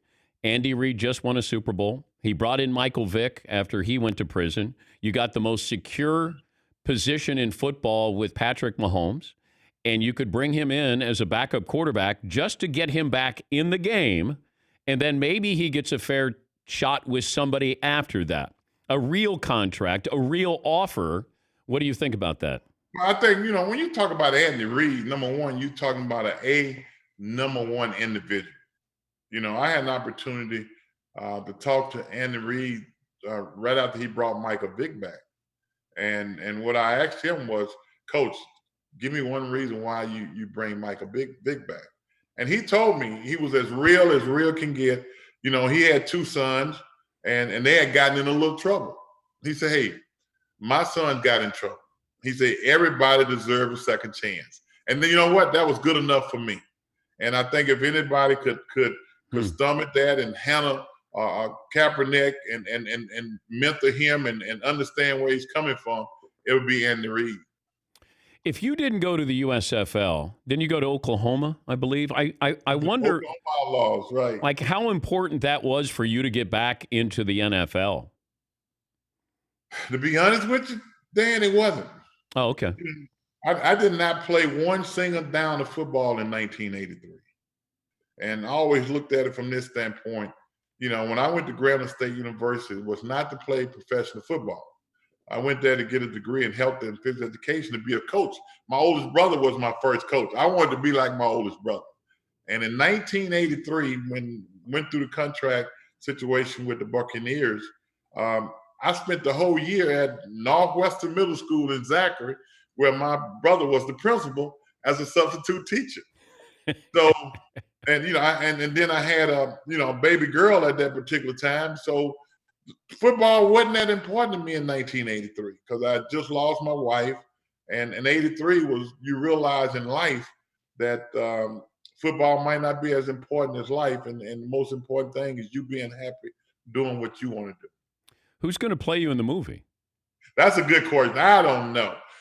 My kids, I was on a Zoom call with them last night, and all they was talking about getting their tailor-made suits ready and their black dress to walk the red carpet. I got a son who's actually the quality control coach in the quarterback room down in New Orleans. And he said, well, Dad, I can play a young Doug Williams. All right. Can he throw like you? I tell you what, he had a good arm. He's taller, he's skinny, though. He's about 6'4". He played for me at Grambling. And we did win a conference championship with him. So, but he's been down there with Sean Payton in the last 3 years, so he's doing pretty good. Did the Redskins consider Colin Kaepernick? Since you work with them, has that conversation, has that ever come up? No, it didn't never come up. Dan, I think what happened here, we're in a heavily military area. And I think the guy that sits on Pennsylvania Avenue, 1600 Pennsylvania Avenue, has made such a big stink of it. The fans in this area might have been a tough situation for both the team and him. And sometimes you don't want to bring people in a situation where nobody's going to be happy. And I think that's probably what happened, why he didn't come up during that time. Great to talk to you as always. I wish you luck with the movie. Hope you find somebody handsome who can throw a nice spiral to play you in the movie. And the book is Quarter Black. It's Doug Williams, the former Super Bowl hero. Great to talk to you again, Doug. Thanks, Dan. Appreciate it. All right. We'll take a break. We'll come back after this in the Dan Patrick Show.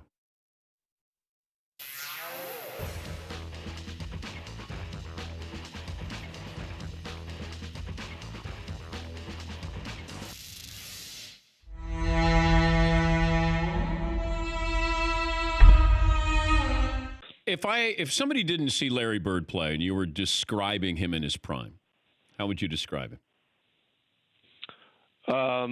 The ultimate winner. The guy. He was a guy that had an iron will to win, and his moods were only geared toward winning and losing. And the other guy that I've been around a lot who was very, very much like that was Jason Kidd. He just, winning was the most important thing. He didn't care about stats at all. If you look at Bird's stats for his career, they're spectacular compared to a lot of players.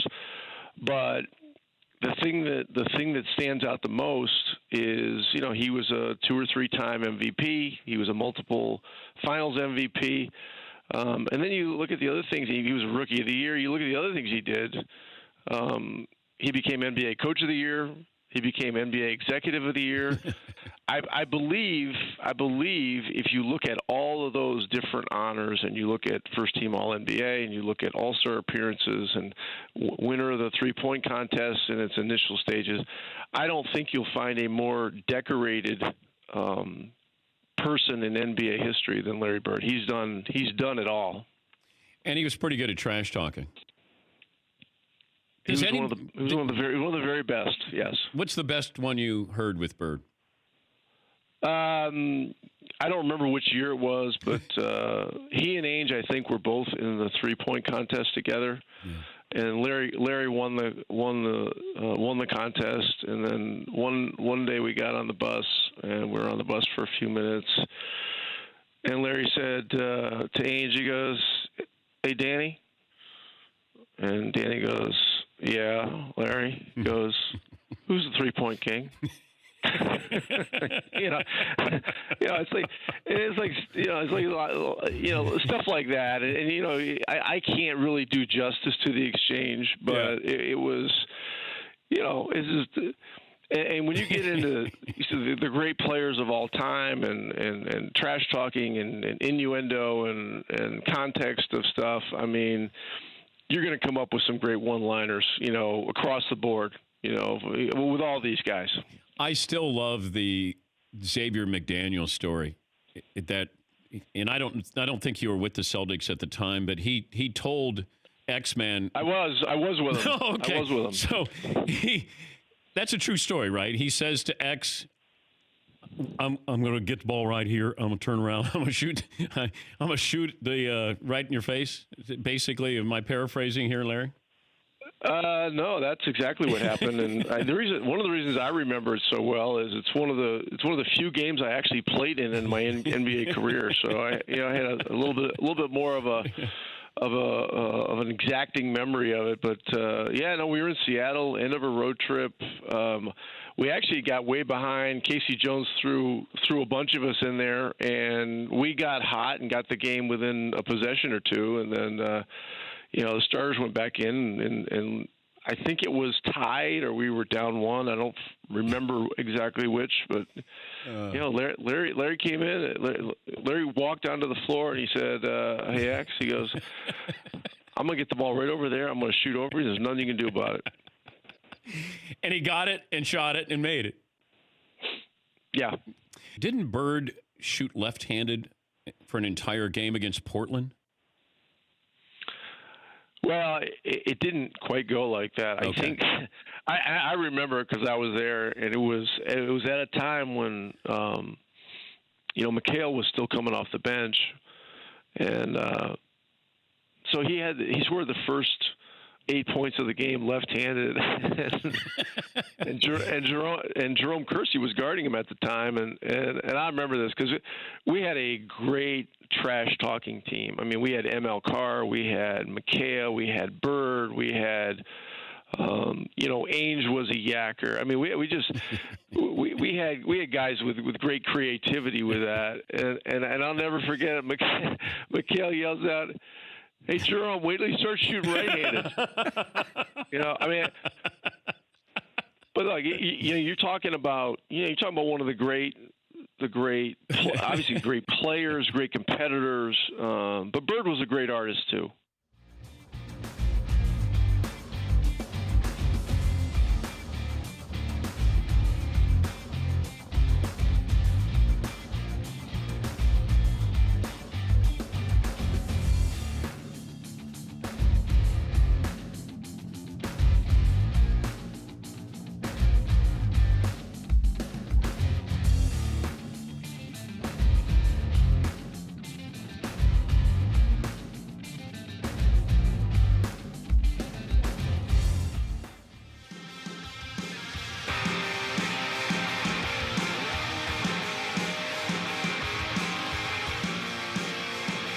I think I need to hire somebody, keep my paperwork in order here. All right, let me see if I got something I need to tell you about. Oh, the DP Show store, Father's Day. You have till Monday. If you want to get it for Father's Day, you have to do it by Monday. Father's Day. Got good gear. New shirts, caps, mugs. McLevin's got his lid on today. The Get Off My Lawn t-shirt there, danpatrick.com. Deadline is Monday. Make sure you order. Yes, Seton. Things getting a little cluttered over there with all that paperwork? Yeah. Yes, they are. So it's just hitting you now that your desk is a mess. tad cluttered? Yes. Do you guys think it's a mess? Your desk looks like, when you go in the grocery store and they have 70 oranges in a pile, and if you take one orange out, the whole thing is going to fall. You see those videos? When I walk by your desk, I walk by your desk every morning before you enter. I walk slowly around. I make no physical contact with your desk, and I drop a pile of papers for you to read. Yeah. I haven't touched your desk in 8 years because I'm so afraid that the whole thing's going to collapse. Well, we do have a lot here, and it's kind of encroaching on my actual job because I collect everything here. Let's clean it up. No, I can't. I can't. What do you mean can't? I just can't get rid of anything. I can't. Yeah, Todd. It's one thing to collect stuff, but you don't have to necessarily display everything. You can hold on to millions of things, but if you put it in a more appropriate place, that you're not scrambling for important papers during But this. it all has a purpose here. Yes, Because Todd is actually the exact opposite of you, where he would take everything that he needed for work every day just in his briefcase, take it out in the morning, put it back in the afternoon, and leave. He's the exact opposite of you. You would never know I even worked there at ESPN. My cubicle Yeah. was spotless, but once I shoved everything back in my briefcase, you would think that that something happened to me. Like there's nobody there. It's perfectly clean. Maybe a piece of celery or a piece of my tuna sandwich from lunch. That's about it. Yeah, but you have a briefcase and you don't need a briefcase. I don't. I do. I have a lot of stuff in my bag that I don't need. I have stuff in there as if if you would think that I was going to be leaving home for a while and just. So You like to give the presentation that you're a businessman. Yes. Yeah. You look important that you got a lot of stuff going on. We have our Discover Moment of the Week, and it was the great Cody from Tennessee who joined us to tell us about the time he was offered a used Tahoe when he played in the SEC as a punter. Here is Cody. All right, more phone calls. Cody in Tennessee. Hi, Cody. What do you have for me today?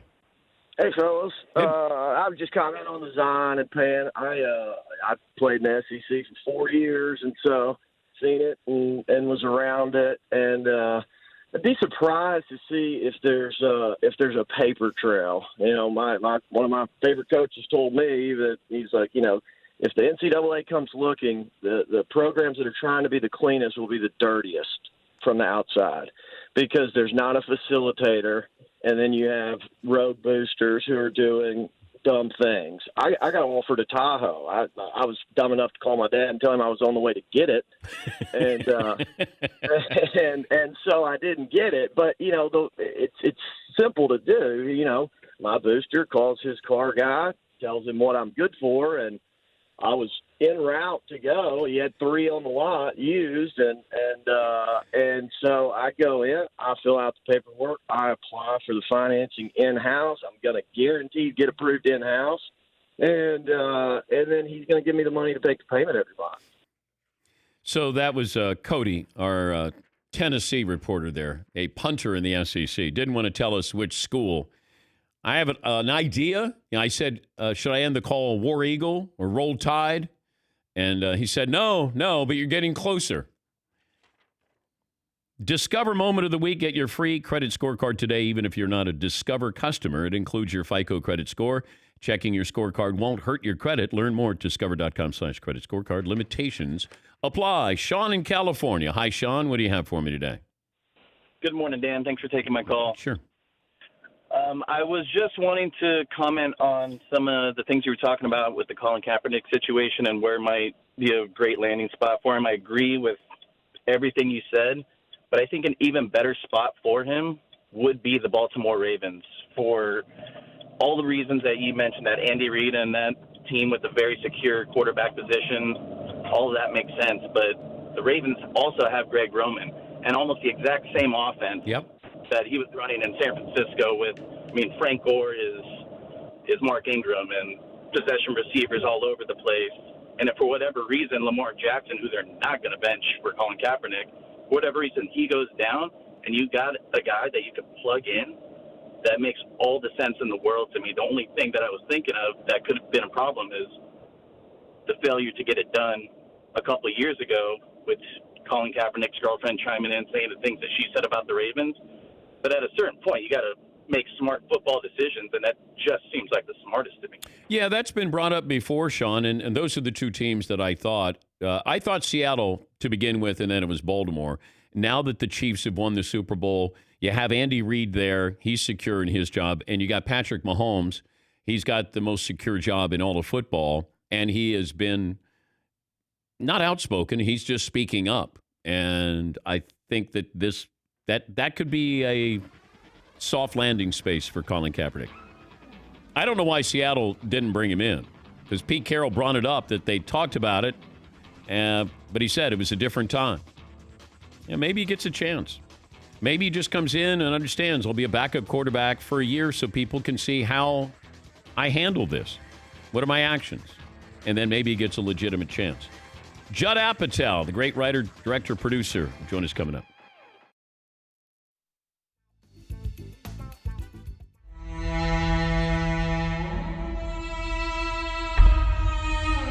you a football fan?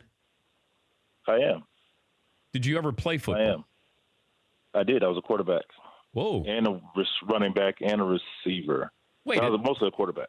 Wait, were you a running back, wide receiver, and quarterback at the same time, Vince? Were you that good? At one point. But I kicked extra points, and I was a snapper at one point in 1 year. But mostly I was a quarterback. As I got taller, running back wasn't a great idea. How good were you? I was decent. I was decent.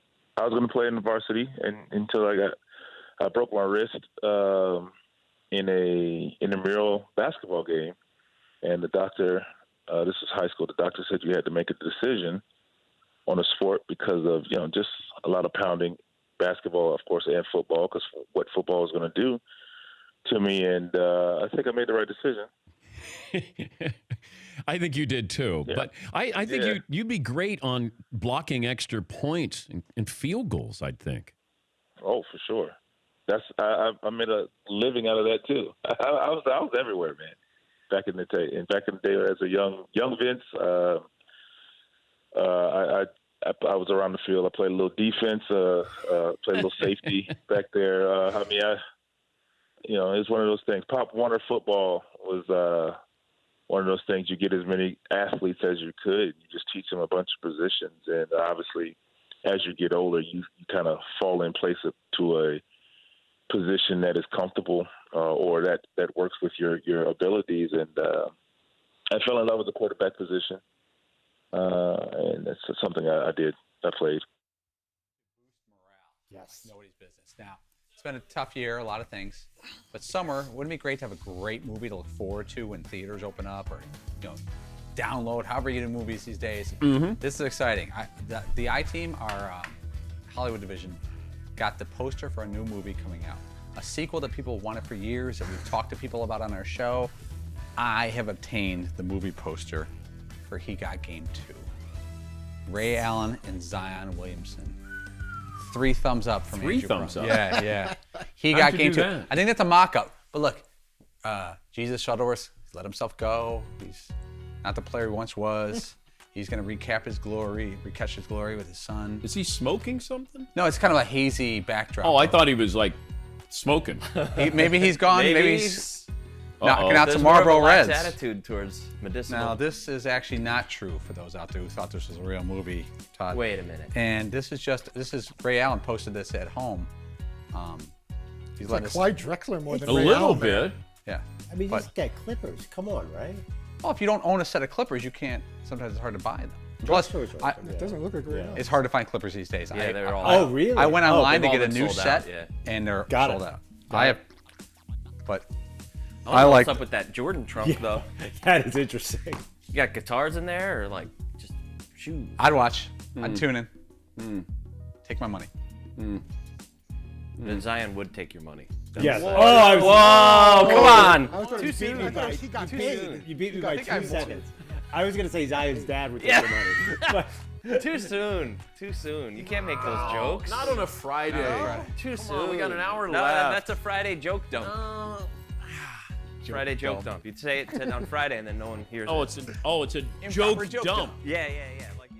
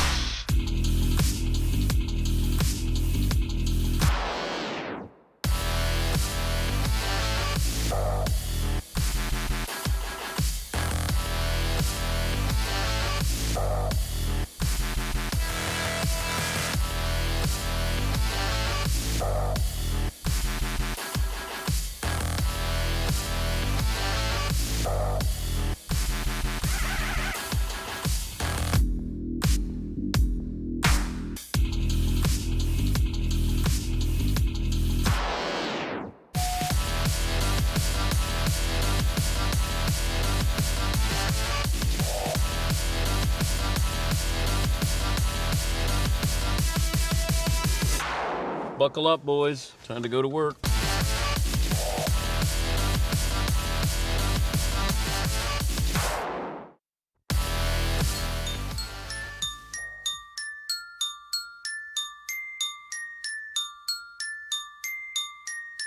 Welcome to the Dan Patrick Show, where the following clip I follow Duke and I follow the DP show, so that makes me a winner. just became outdated. Jay Billis, I know you went to Duke. Cheaters. Would you be surprised if this story was true? I would not be surprised in any regard. The NCAA has been running around with mall cops all this time trying to stop it and then claiming if they don't find it that it doesn't exist. Rooting out cheaters, You ask, we investigate. even amongst all of you. All right, more phone calls. Cody in Tennessee. Hi, Cody. What do you have for me today? Hey, fellas.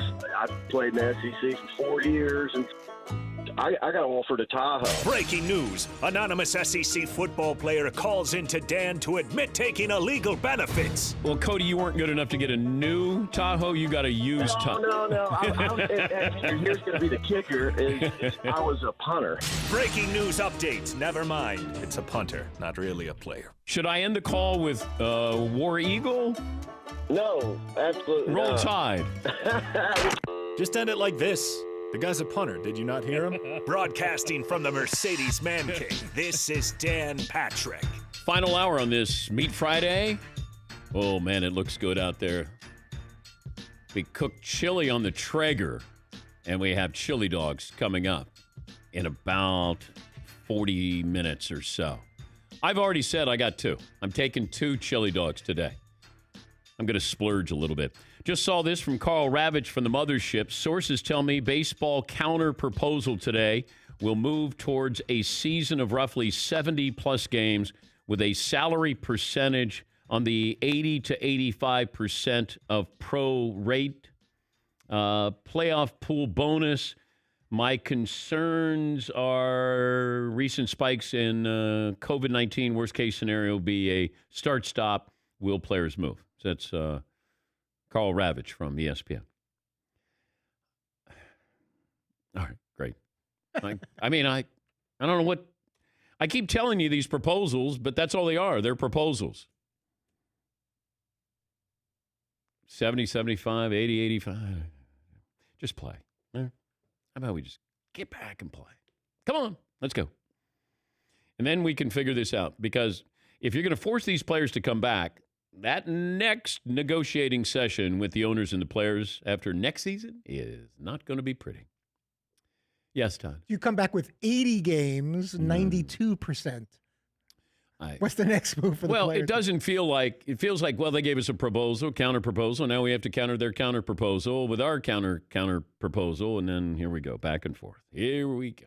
Playing a game of negotiating ping pong. Yes, McLovin. We're throwing around the word pro rata like we know what it means, by the way. I just said pro rate. I thought Carl maybe had a misspelled pro rate. No, it's in all the stories. And it's like handicap, like we were talking about earlier. It's one of those words you use that sort of sounds like something. I guess it means like you get, prorated.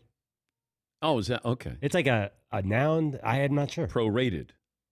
Why don't they just spell it P-R-O-R-A-T-E-D, prorated? This says pro rata share is the amount due to each shareholder, calculated by simply dividing the ownership of each person by the total number of shares and then multiplying it with a resulting fraction in the total amount of the dividend payment. What? Excuse me. Doesn't this sum up baseball right now? It's just, they're speaking a language that we, the fans, cannot understand. We can't. A couple of phone calls in here. The very popular, talented Judd Apatow will join us. He gave us Bridesmaids. I watched Bridesmaids again last night, a little bit of it. Some funny stuff in there. Funny stuff. And Judd did that, 40-year-old virgin. I want to know if that was the only take they did with Steve Carell when he gets his chest waxed. I was told that that was a one and done for Steve Carell, and he basically wanted to give you the honest reaction to having his chest waxed. Has anybody had their chest waxed before in this room? Paulie? I have not, but I worked with NASCAR driver Tony Stewart, and we did a charity thing on his old radio show, and it came off as like a joke one time. And then I think maybe Kevin Harvick called in and said, I'll give $10,000 to charity if Tony Harvick waxes his chest and back. And he was hairy, like Robin Williams hairy. And he did it on a national radio show. I think we raised $120,000 in one night, and it was unbelievable. Tony was like, he looked like he was going to pass out. Fritzy, when you were bodybuilding, did you wax? I didn't. I would shave a little bit with like a regular razor. I didn't go like to a place or do a whole shave. I would shave like my arms and chest once in a while if it started getting a little too fluffy. And I liked the way it looked, obviously, when I actually had some muscular structure to me to get some of the hair off. McLovin? I haven't waxed up there. No, no. No, I haven't never waxed. Oh, your eyebrows, you mean? Yeah, that's on me. Blame it on me because I should have just mentioned that and then moved on with it. Didn't need to open it up to the group. Pete Carroll said yesterday at a press conference that he regrets not signing Colin Kaepernick years ago. And I have a couple of questions here. I don't know why. I don't know if he really gave a reason why he didn't sign Colin Kaepernick. Colin Kaepernick, I don't even think worked out, like physically did a workout for the Seahawks when he went there. But Pete Carroll said yesterday an NFL, I believe, coach called him about Colin Kaepernick. And I started to think, why would a coach call Pete Carroll about Colin Kaepernick? Because if he didn't work out, he didn't do a pro day for you, and he wasn't there, he was there half a day, why would I call Pete Carroll and not Jim Harbaugh? Feels like that would be the first place I'd go. If I want to find out about Colin Kaepernick, how about I talk to Jim Harbaugh? Not Pete Carroll. I don't know what Pete knows about Colin Kaepernick other than they didn't bring him in. But Pete Carroll said that he regrets not bringing in Colin Kaepernick. I don't know if he gets a job. He should get a job if he can improve your team. If it's a football move, then he should get a job, or at least the opportunity. I don't want him brought in because we feel like, hey, let's play nice, or that makes something go away, or whatever it is. But I do think that if he gets an opportunity in today's NFL with his style, he was ahead of his time, that he could be, I'd bring him in as a backup. And if I'm Colin Kaepernick, I would want to be a backup. If I get back into the league, I can be a backup. Now I can prove to people, hey, I'm a professional. I'm going to go out there. All anybody is going to care about with Colin Kaepernick is, as a backup, are you going to protest? How are you going to protest? Is this going to be every press conference, every city you go into? Do you do a conference call? You don't want your backup quarterback to be the most talked about player on your team. You're trying to manage this because you have to run a business. Tim Tebow is not in the league, and part of that is he was a very popular backup quarterback and overcovered. Now, maybe if he's a tight end or an H-back, then maybe he'd still be in the NFL. But you can't have your quarterback. It's like Johnny Manziel. Johnny Manziel would never be a backup quarterback. Couldn't have him as a backup quarterback. Not possible. Certain personalities. Cam Newton, I don't see as a backup quarterback. And Colin Kaepernick, I can see him saying, I'll show you. I can be a backup quarterback. I can do all the things you want a backup quarterback to do. I can get the starter ready, and it gives you 1 year in the league. And then teams will look at this and say, hey, we know he can play. If we take away the political aspect of this, then we can bring him in. But that's why these owners aren't saying anything about a lot of this. They're nervous. They care about the fans more than they do their own players, because players come and go. The fans, they stay with you for generations. And that's why you have some of these owners. Jerry Jones hasn't even done his radio show in months. He always has something to say about everything, even if it's not his team. He hasn't said anything. A lot of these owners haven't said much because they don't know what the political landscape is going to be in September. That's why I brought it up last hour. Will we get to a point where the players who have been at the forefront of this say, now we have a new stage. Now we take this to a different level. Now we do something different when it comes to the game itself. Maybe we don't kneel, because that was just back in 2016 to bring the cause to light. Now the cause is in the bright lights. And that's what I wonder about 3 months from now. Where are we with this? with where players are with their activism? Where are we with the owners? Where are we with fans? Where are we with Colin Kaepernick? 3 months is an eternity right now when you think about where we were 3 months ago with the pandemic and where we are right now. All right, we'll get to phone calls here. Judd Apatow will join us coming up a little bit. Chris Mad Dog Russo joined us in the first hours. It was great to talk to Chris. He's a legend in the business. And when you think of sports talk radio, they did a 30 for 30 on Mike and the Mad Dog. That's how big these guys were for a few decades in New York City. So it was nice to have Chris in. They sort of invented the whole concept of sports talk radio when you have a tandem there. And those guys did it at a very high level for a long time. Patrick in Denver joins us. Hi, Patrick. What do you have for me today? Hey, Dan. First, I wanted to thank you for your comments on the Confederate flag and the kneeling protest this week. But this week, a sports analyst said that it's possible there's zero racism in sports today. Yesterday, he said Colin Kaepernick hasn't been in the NFL due to a lack of talent. Last year, he said Colin Kaepernick wasn't in the NFL because he doesn't understand X's and O's. If you don't know who I'm talking about by now, I'm talking about Doug Gottlieb. He also has controversial stances on praising Donald Trump during the anthem protest to begin with, Vic Fangio, Adrian Beltre, the Rich Paul rule, Drew Brees' comments, Lamar Jackson's draft profile, Trubisky over Watson and Mahomes. When talking about George Floyd this week, he made it sound like a rogue incident, citing the officers filed complaints. He has no journalistic integrity, or it's something worse. He doesn't deserve to be a guest on your show with true integrity to be along with you and the Danettes. But I do have a follow-up question. You mentioned during the Doug Williams interview about how racism in the NFL today is more covert. Do you mean that's more like a top-down effect from the owner, or a decision to organizationally appease the fans? Thanks for you guys. Thank you, Patrick. And look, I'm not here to, promote Doug or defend Doug. I'd have to hear the concept. And you know what? Call Doug's show. If those are his opinions, then those are opinions I don't agree with, but those are his opinions. I mean, I'd have to hear it in context. What's the other part of this? Oh, the covert part of this. I just think that these businessmen are running a business here. And I think that when you look at the covert racism that's there, you start with the assistant coaches. How many get to become a head coach? How many get to become a GM? A league that's over 60% African-American, but how many jobs do we have for African-Americans in coaching and being a head coach? So it feels like it's a little bit more covert. Doug Williams, we had him on, and Doug was talking about it was overt.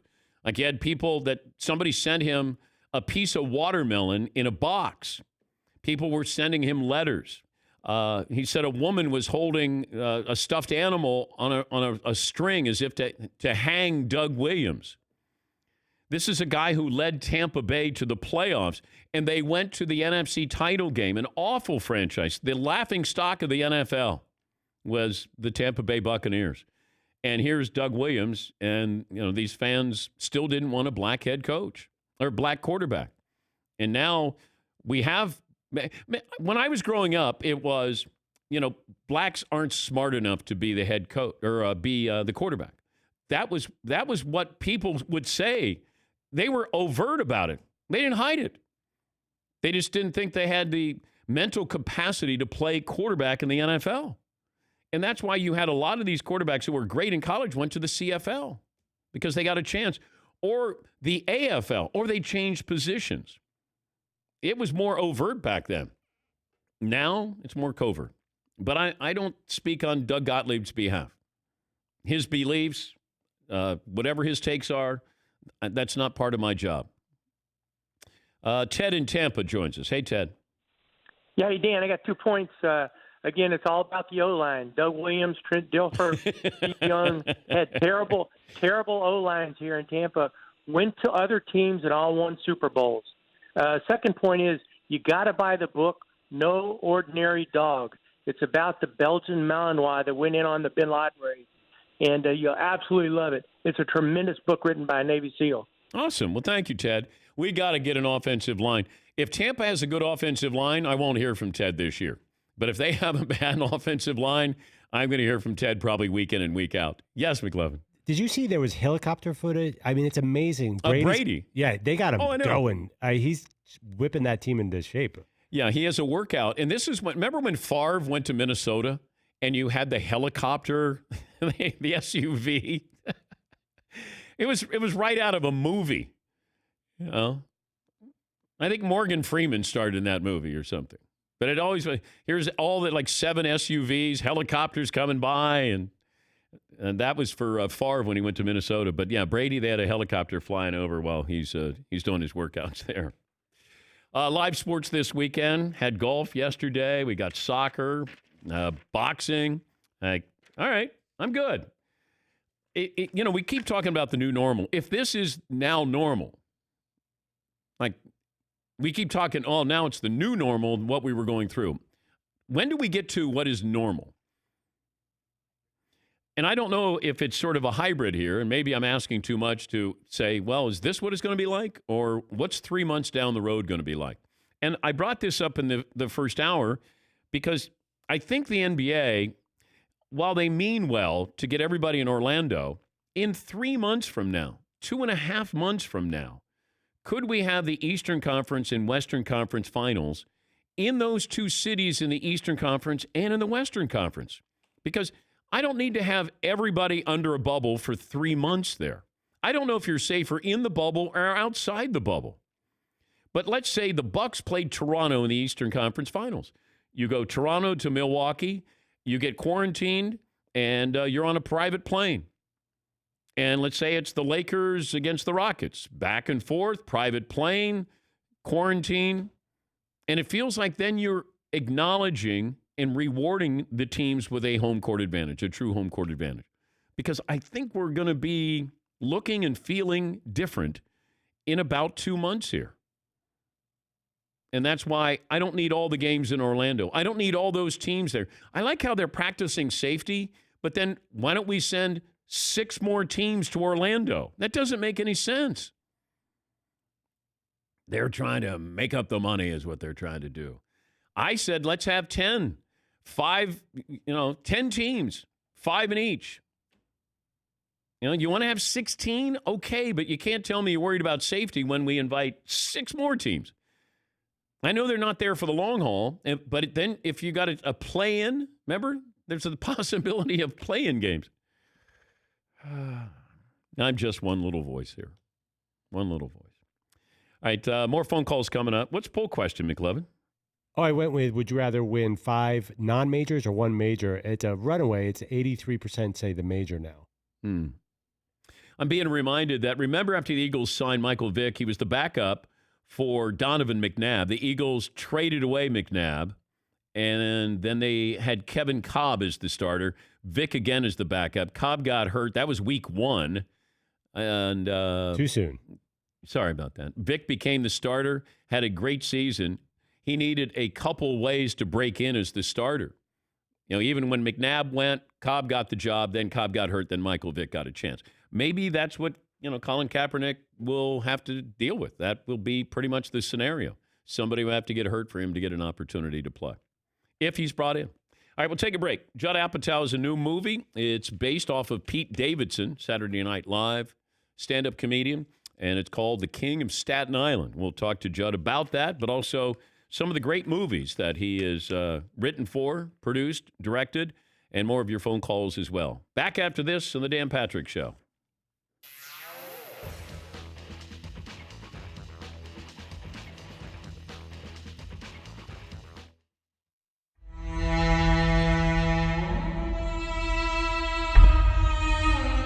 When did you know you were famous? Like, was there a moment that you said, my life just changed?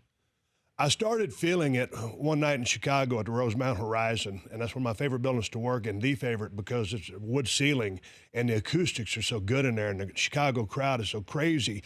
And anytime you do something, you're listening to that crowd, and if you're not listening to that crowd, you're doing it wrong, because everything you do to elicit a response. Based on that response, you respond accordingly. And man, when you hit the gas pedal in that building and they give you that feedback, you know exactly where you're going. So it was one night we were in a tag match, and I started really feeling the energy from that crowd responding to everything I did. I said, hey, man, this is coming on. And to answer your famous question, I never even really considered that. I never thought about it. But did you guys, women, like crazy? You guys are out there basically naked performing. You're performers, you're stars, you're worldwide. Like they camping out at hotels waiting for you. How crazy did it get when you were single? Well, I've been married 4 times.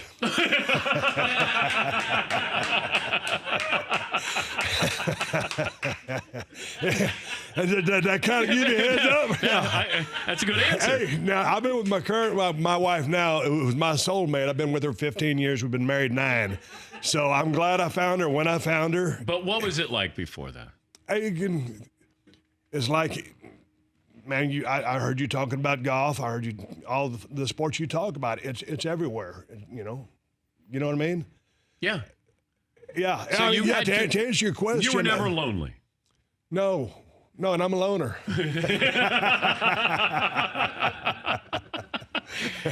That would be because you're going into a different city. You're like a band. Yes. Like you guys, you're rock stars. You are a lot of times, you might be, I don't know if you're considered famous, but you're on television, so you have exposure, right? But most time, before you make it big, I mean, you got 3, 4, or 5 guys crammed in a rental car, so you can all split gas. Got 3 or 4 guys in a hotel room splitting beds. Low guy on the totem pole, or the guy with the least experience is sleeping on the floor, and so you have exposure, but you're not really famous. And then, I guess it looks glorious on TV, but the lifestyle in and of itself is kind of like, just caveman express. And it was a great life. But yeah, I think Ric Flair, I always looked at it like this way. You live 3 lives in one body. On one hand, you're a professional athlete because you train like one and you work like one in the ring. Other hand, you're a rock star because when you go someplace, if you want anything, it's there and you can have it, with respect to about anything. And on the other hand, you're like a truck driver because, these days guys are doing tour buses and stuff like that. But, you take a flight, you get your rent-a-car, and you're driving all over the United States. So it's all those things going on. And a lot of guys, met an early demise because they got caught up in it. Meanwhile, I got to spend some time with Todd with this boring. Scoreboard. Big guy in New York is the winner. Let's see how you guess what big guy in New York was able to figure out. 79 and 34. The clue for 79, just the spark Motown needed. Just the spark Motown needed. So 1979, Detroit. Just the spark Motown needed. They fire their manager June 12, 1979. Sparky Anderson. Tigers hire Sparky Anderson. He wins the World Series title in 84. AL Manager of the Year, 84 and 87, Sparky Anderson. All right. This day in 79. 34, the clue is, shut the hell up. He's pretty good. So Shaquille O'Neal. Number 34, Shaquille O'Neal. But what happened on June 12, 2002? 18 years ago today. Lakers go one of 5 to teams 3-peat. To ever win 3 consecutive titles, sweeping the Nets. Shaquille O'Neal named MVP. Jersey number 34, Sparky, Shaquille O'Neal. It's nice, Todd. There we go. On a Friday, why not? Yeah. 2 of our favorites, Sparky Anderson and Shaq. Let's fire up those hot dogs. Are we putting them on the Traeger? This is the Friday where you're tired.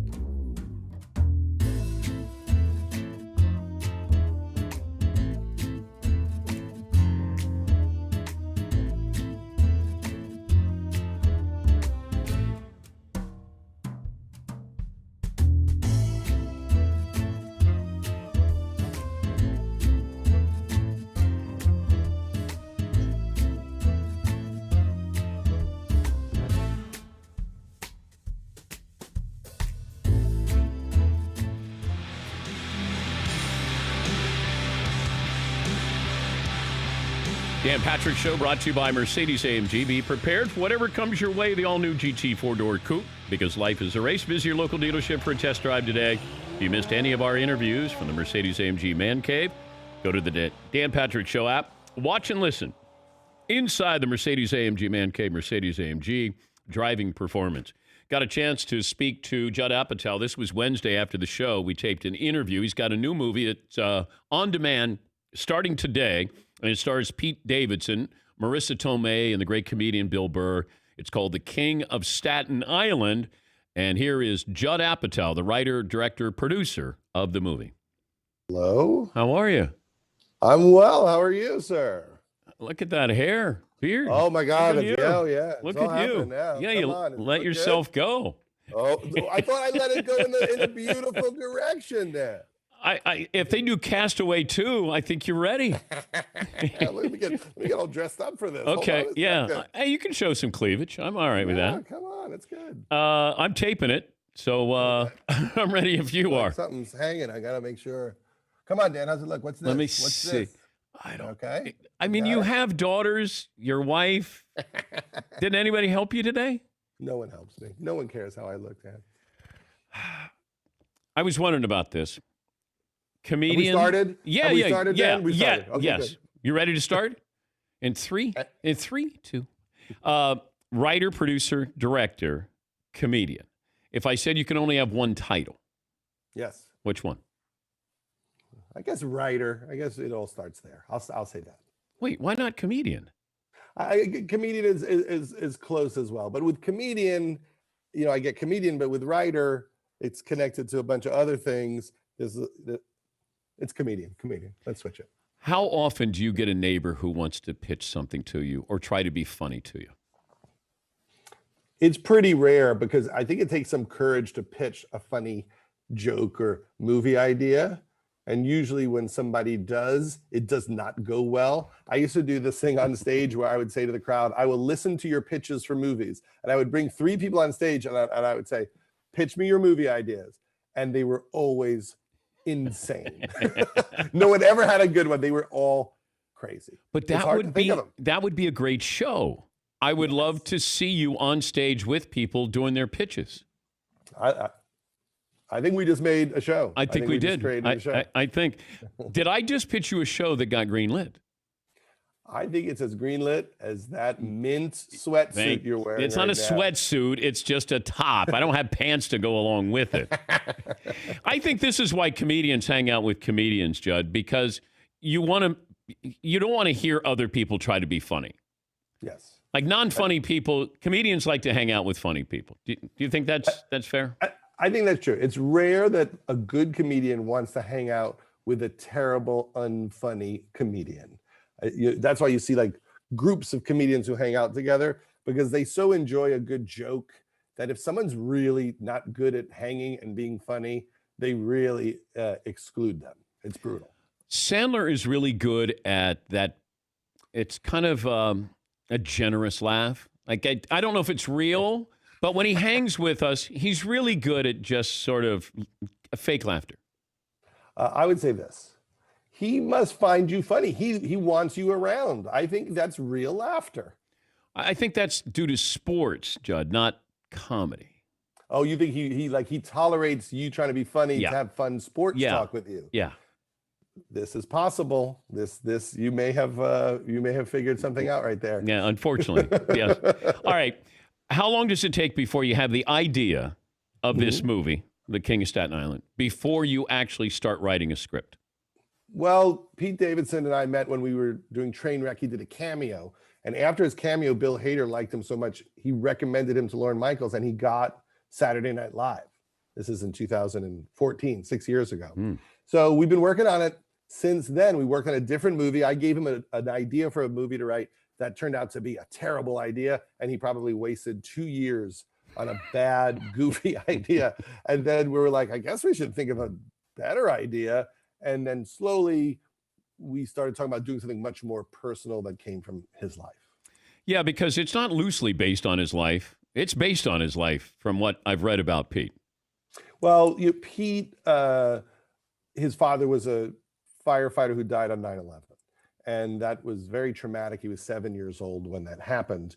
And we talked about creating a fictional story that could get to all the real emotions and how it affected his family. So you know, in the movie, he plays a slacker pothead who's going nowhere in life. And in real life, you know, Pete's a guy who was on Saturday Night Live by the time he was 20. So there are big differences, but within the story, you get to a lot of deep emotional stuff. Yeah, and you get that dead father joke out of the way early in the yes. in the movie. But was that by design? Like, let's take it out of the room here. I think that it happened instinctually. Ricky Velez, who's a great comedian who is a friend of Pete's, was in a scene early in the movie, and we knew we wanted to show that his friends think it's okay to joke about the fact that his dad is dead, because obviously Pete's character is lying. He isn't over it, but he tells them he's over it. And then Ricky improvised, you know, knock, knock, who's there? Not your dad. But I also think he only had the courage to improvise that joke because he's one of Pete's best friends. And he knew that that is the kind of joke that they would tell with each other, because only your closest friends would go that dark. The movie is The King of Staten Island. We're talking to Judd Apatow, the producer, writer, director, comedian, who joins us on the program. I found it interesting, the reaction to Bill Burr, who plays Marissa Tomei. Marissa Tomei is Pete Davidson's mom, and Bill Burr is a firefighter who starts dating her. And then people's reaction was, God, Bill Burr's good at being serious. And I said, well, if you think about the premise of stand-up comedy, it is really based on drama in a comedian's life and darkness. They just have the ability, comedians have the ability to make it funny. So why wouldn't, you know, Sandler in Uncut Gems? People are like, I didn't know he could be. Robin Williams, the same way. That ability they deal with drama. They just make their drama funny for us. I thought Burr was really, really, really good. Yes, he is a great actor and a big-hearted guy. So, you know, someone like that who's opinionated and has that bluster, and then when you slowly see his heart and you see how much he cares about Pete, it's very moving, and we were all blown away by his performance. And at the same time, you know, we love his stand-up. He's like a fierce, ridiculously legendary comedian. What's the movie you wish people ask you more about?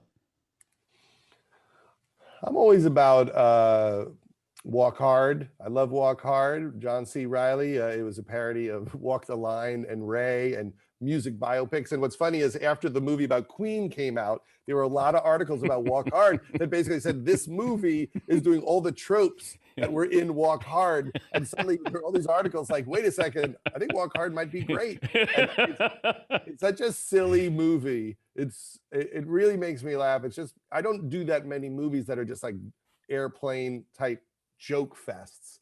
And every time it's on, it's the only one of the movies I've worked on that I will watch a lot of it, because there's a lot of little jokes that make me laugh a lot. And then there's people like Eddie Vedder and Jack White and Jackson Brown and Ghostface Killah in it. And I love movies with a lot of cameos like that. But when do you know you have something special? How deep into the process? Sometimes when you're shooting, you feel like, I think it's happening. I feel like this is coming together. But when you really know is I ask the editors every day to send me the cuts of what they edited that day. So while I'm shooting, I get links to the scenes from earlier in the week. And usually you could just tell if there's chemistry between all of the actors and actresses. And sometimes some of the scenes are great. And you're like, oh my God, I think, you know, Carell getting his chest waxed is really funny. Because you don't know until you cut it together. It might be crazy funny. And you get very excited. Is that improv in any way when Carell gets waxed in 40-Year Virgin? I mean, it's all improvised. We put 4 cameras on him and we just waxed him. And the funny thing is we looked for an actress who also was a professional hair waxer. So we hired this woman to do it. And I think she lied and was not a professional hair waxer because she put some of the wax over his nipple. And I think she came like that close to tearing off his nipple. I mean, he was covered in blood by the But you had all of those comedians with cameos, like bringing all of those people together and making them shine has to, I don't know the challenge of doing that. You know, it's less challenging when they're great. There's always people that you love who haven't had giant opportunities yet. You know, at that time, you know, we knew Jane Lynch from Best in Show. And we thought, well, she's as funny as human beings get. And Craig Robinson just started on The Office. Only, I think, maybe 6 episodes had aired at that point. Mindy Kaling was on The Office as well. And, Kevin Hart did a small part in The 40-Year-Old Virgin. Romany Malco was a big Jonah Hill. part in it. Jonah Hill has a little part. So we just pick people that crack us up and that we love, and then we hope they have a great moment. And in that movie, weirdly, so many of them really grabbed their moment. But can you write around, and I don't know the process, so if I sound ignorant, then correct me, but can you write around 4 or 5 really great moments? Like Bridesmaids, when you have Maya out there with her wedding dress and she's, has to use the bathroom. Like, can you write around that, and then you find another scene that you write around, like 3 or 4 of those, and you can make a movie out of that? Or is that maybe stripping this down too much? Well, I like to look at it like I'm trying to make a great dramatic movie, and if I can get the drama to work, then I can find a way to make it funny. I think if you start with the funny stuff, it's usually bad, and you can feel the story and the emotions just jammed in later. We've all seen those movies where people are just going nuts, and there's not much of a story, and I think those are much harder to get to work than if you're really emotionally invested in something. Favorite comedy that you watched growing up? Well, when I was growing up, I loved The Jerk as a kid. But you idolized Steve Martin, right? Yes. I mean, I talked like him for years as a child, and The Jerk was like my dream because I was a big fan of his.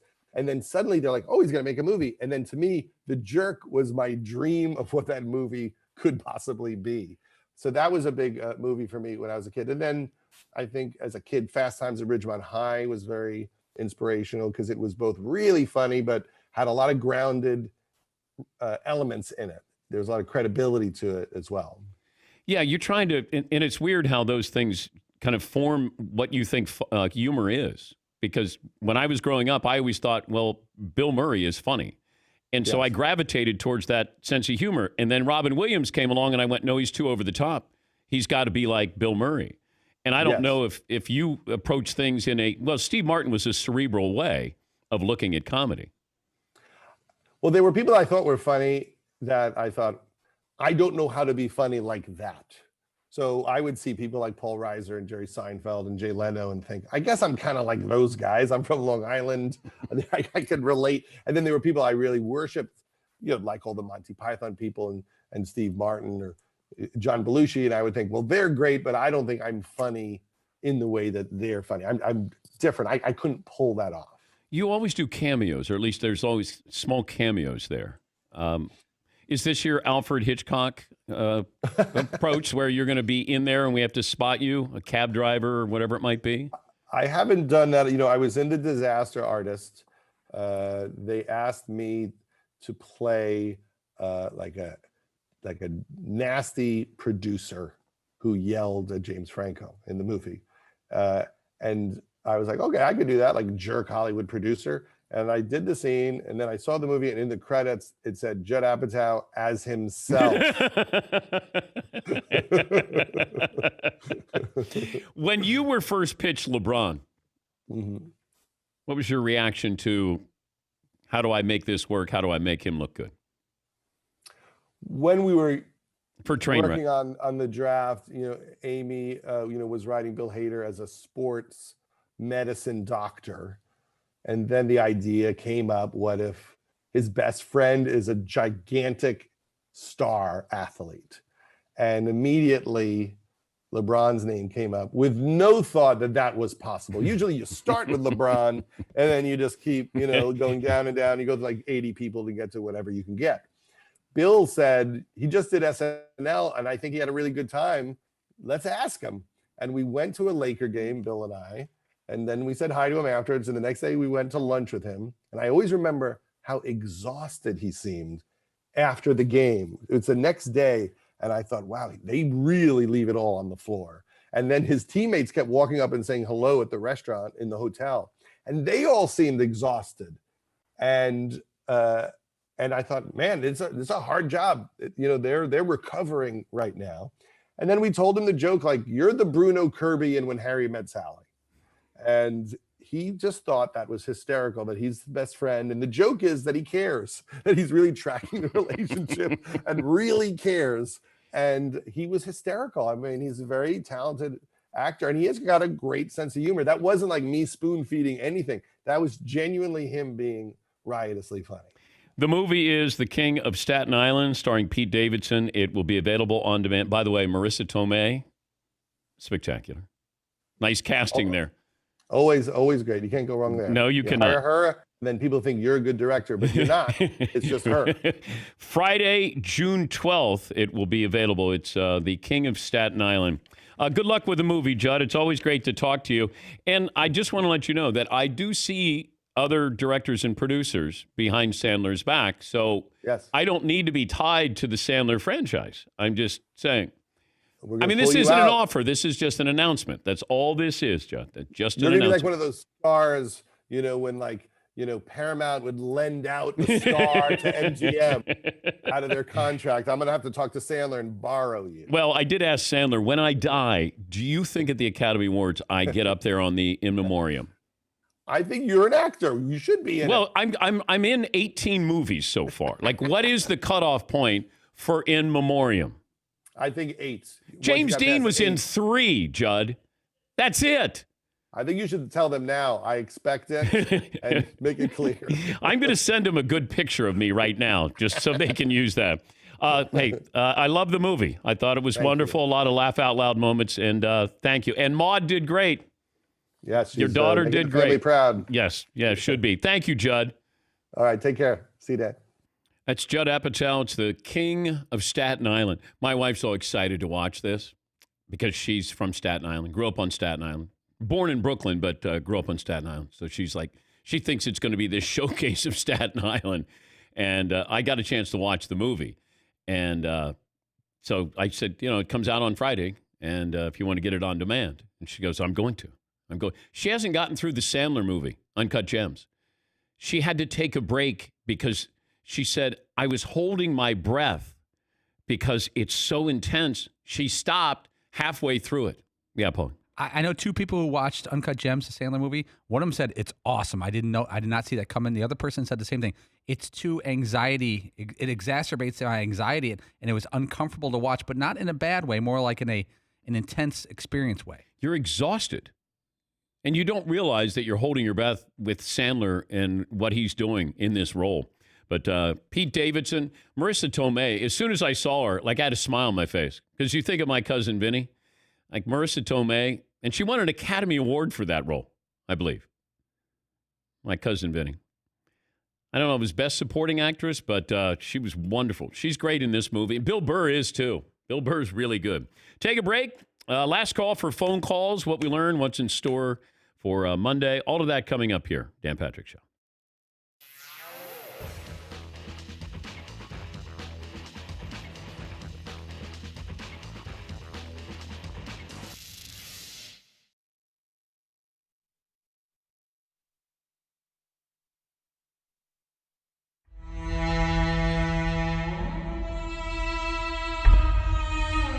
You compared yourself to Tom Brady. Amazing. So you guys win the World Series. It's amazing. In 2004. When did you start comparing yourself to Tom Brady? 2004. You nailed it. I was, and this is the story. It's a true story. My wife worked at Outback Steakhouse, Beaumont, Texas, and his wife is a top model in the world. So Similar. there's a lot of comparisons. He's 6'5". I say 6 foot with spikes on. I'm probably 5'10" to 11. No, seriously. So remember fantasy football was kind of taking off and we're into it. Tom Brady was throwing for 197 yards, 2 touchdowns, but he wasn't a great fantasy football quarterback, right? But he's just winning football games. So I'm doing an article. I'm like, you get talking and I'm like, yeah, Tom Brady and I, we're similar. The intangibles we bring to a club.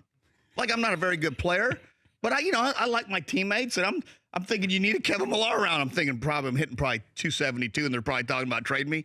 This is a true story. The next day, and I'm just talking. You're doing an interview. The next day, I get to the field. All my stuff is out of the locker room. There's not a stitch of anything, but Tom Brady's jersey and game pants and socks. That's it. And the huge article in the Boston Globe is I don't know how they got it printed this big, but it's all the way to my locker. Just covered my locker. It says Millar compares himself to Tom Brady. And I'm sitting there, I get there, it's about 1:45 p.m., like looking around, and everybody's just kind of, the clubbies are just vacuuming. Everybody.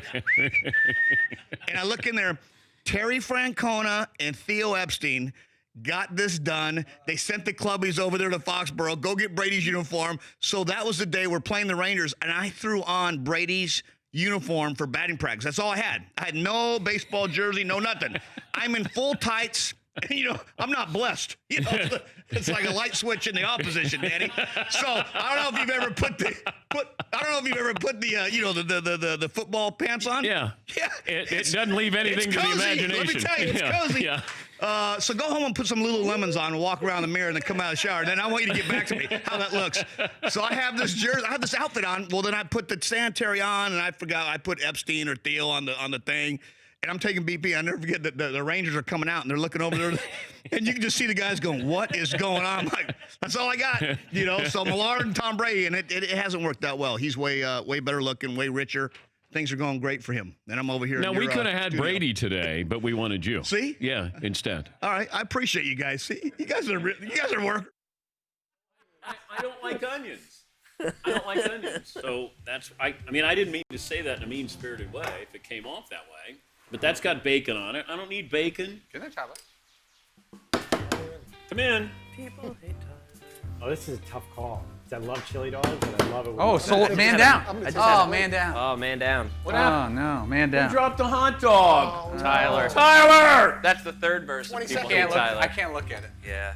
Just shield your Tyler's eyes. got to eat it. Don't show that to people at home. Ooh, bacon wrapped. I'm not going bacon wrapped. I don't think. Still clean. Which one are you going to have, Andy? Which one's yours, Ty? I'm going to have at least one of these two. Wow, just went two that for on him. Sounds like you're playing two today. I think I'm playing two. Wow. You need us to get somebody to help you with that mustard there, I got to shake this Tyler? up a little bit. Yeah, your wife's not here to help you. I know. I was invited to. You almost prepared your own meal. Mommy, can you help me? Look at that hot dog down there. Damn it, Tyler! Oh. Ballpark mustard? Yeah, that's a really good one. People hate Tyler. I'm going to go with the ballpark. Why not? I don't care. There's no Roll rules. right off the grill. Let's see here. Yep. That one's charred up nice. You can leave that open, Paul. Yep. I might grab mine right from the source. Get yourself a freshie. As they say. Close up. Excuse me. It's an action shot. Thank you. I love seeing. This is real life. Tyler, can you fill up the mustard just once in your life? Where's Tyler?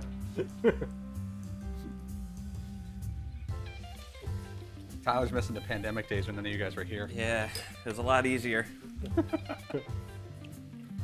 Can't you guys just go away? Yeah.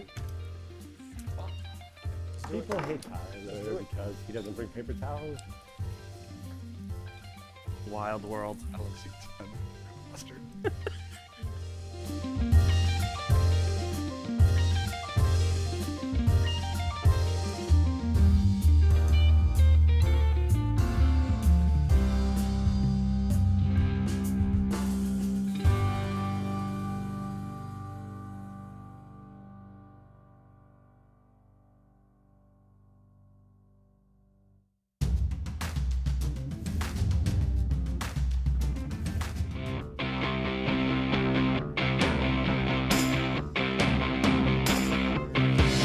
Going to send this out to the boys in the back. Come in every day, smile on their face. They do a great job.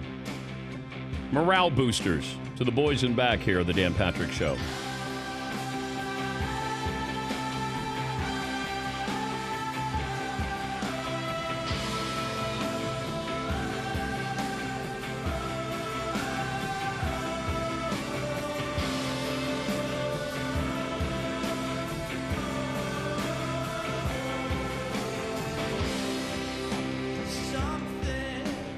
The Traeger Father's Day sale is going on June 12th through the 21st. So get $100 off select wood-fired grills during Traeger's biggest sale of the year. contact your local dealer or visit TraegerGrills.com/DP show. Kelvin in California joins us. Hey, Kelvin, what do you have for me today? Mr. Dan Patrick. Dan, I'm a first-time caller. Love your show. Listen every day. Thank you, Kel. Hey, been a Redskin fan since I was 5. I'm now 60. Thank you for having Doug Williams on. He's a class act of a man. Hey, I've enjoyed a good relationship with him for a long time, and I thought he would be interesting for people to hear. You might remember the name. You might have seen him in the Super Bowl, maybe as a Grambling head coach or back in the day when he was a quarterback. But he certainly has his story to tell, and now they're going to make a movie. He's written a book called Quarter Black, and quite a journey for him. But thank you, Kelvin. 877-3DP Show, email address, dp@danpatrick.com. John in New Zealand is back. Hi, John. Good day, Dan. Danette, shout out to the guys at the back, Alan and Mario and all the guys.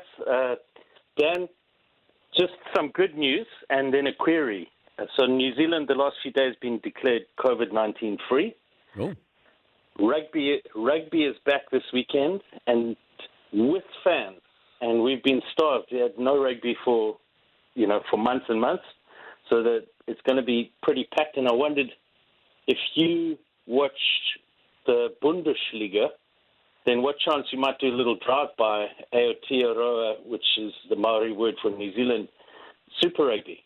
I was watching rugby this morning. I don't know what I was watching, but I was watching rugby. And, I've been watching the Bundesliga. Did you see, was it La Liga that put in digital fans? It looked like a video game. I don't need that. Now, I don't know if it's true or not. I have to get confirmation on it. I think we're going to see some pretty interesting special effects with the NBA when it comes back in how things are presented. I'm getting over my skis a little bit here, but I'm told that they're going to dress this up and it's not going to look like a summer league game. That they're going to do some things to make it more presentable and a little flashier. But I don't know exactly what that means. That's what happens when you have somebody who knows and then they sort of tell you. And then when I press them, like, wait, what do you mean by that? I can't tell you. Well, then don't tell me the other stuff because then I want to know. All right. I don't mean to yell here. This day in sports history, Paulie. Got a bunch of them. The Baseball Hall of Fame and Museum was dedicated in Cooperstown, New York, 1939. 1981, the Major League Baseball player strike began. It was a 49-day strike. It was free agency compensation. 1991, the Chicago Bulls won their first NBA title, beating the Lakers 4-1. 1994, Nicole Brown Simpson and Ronald Goldman were murdered outside her home in Los Angeles. O.J. Simpson was later acquitted of the killings, but found guilty in a civil suit. 97, interleague play began in baseball, ending a 126-year tradition separating the major leagues. And in 2000, Dan, Steve Young of the Niners retired from the NFL. Well, you can turn off your microphone. No, I was putting a bow on it. That's the bow nailed that you one. put on? Mark Stein of the New York Times tweeted this out. August 30th, first day family and friends would be allowed onto the NBA campus. NBA teams have been notified that they will be allowed to play 3 scrimmages at Walt Disney World between July 9th through the 29th before the scheduled resumption of the season, July 30th. You still got 40 or 50 players reportedly who aren't quite sure if they're willing to do this. It felt like the NBA was all buttoned up. Todd, what did you learn on today's award-winning program? With 28 NFL teams at the time, Doug Williams was the 54th highest-paid QB while playing for the Bucs, making less than his own backup. Yeah, that's embarrassing. McLevin. Chris Russo's first concert was at Lagans at Messina, Iona College, in 1971. Seton, what did you learn today? Christopher Mad Dog Russo, big concert guy. How are you today? How you doing, buddy? Good boy, Danny. Chris Russo can call you Danny better than anybody else. I think Chris and my mom are the only ones that ever called me Danny. What we learned brought to you by LegalZoom. LegalZoom has made it easy to set up the right estate plan without leaving your home. Take care of your family today. The right estate plan at LegalZoom.com. Thanks for joining us. Thanks again to all of our sponsors who have stayed with us throughout this pandemic. Have a great weekend, safe weekend. We'll do it again on Monday. Dan Patrick Show.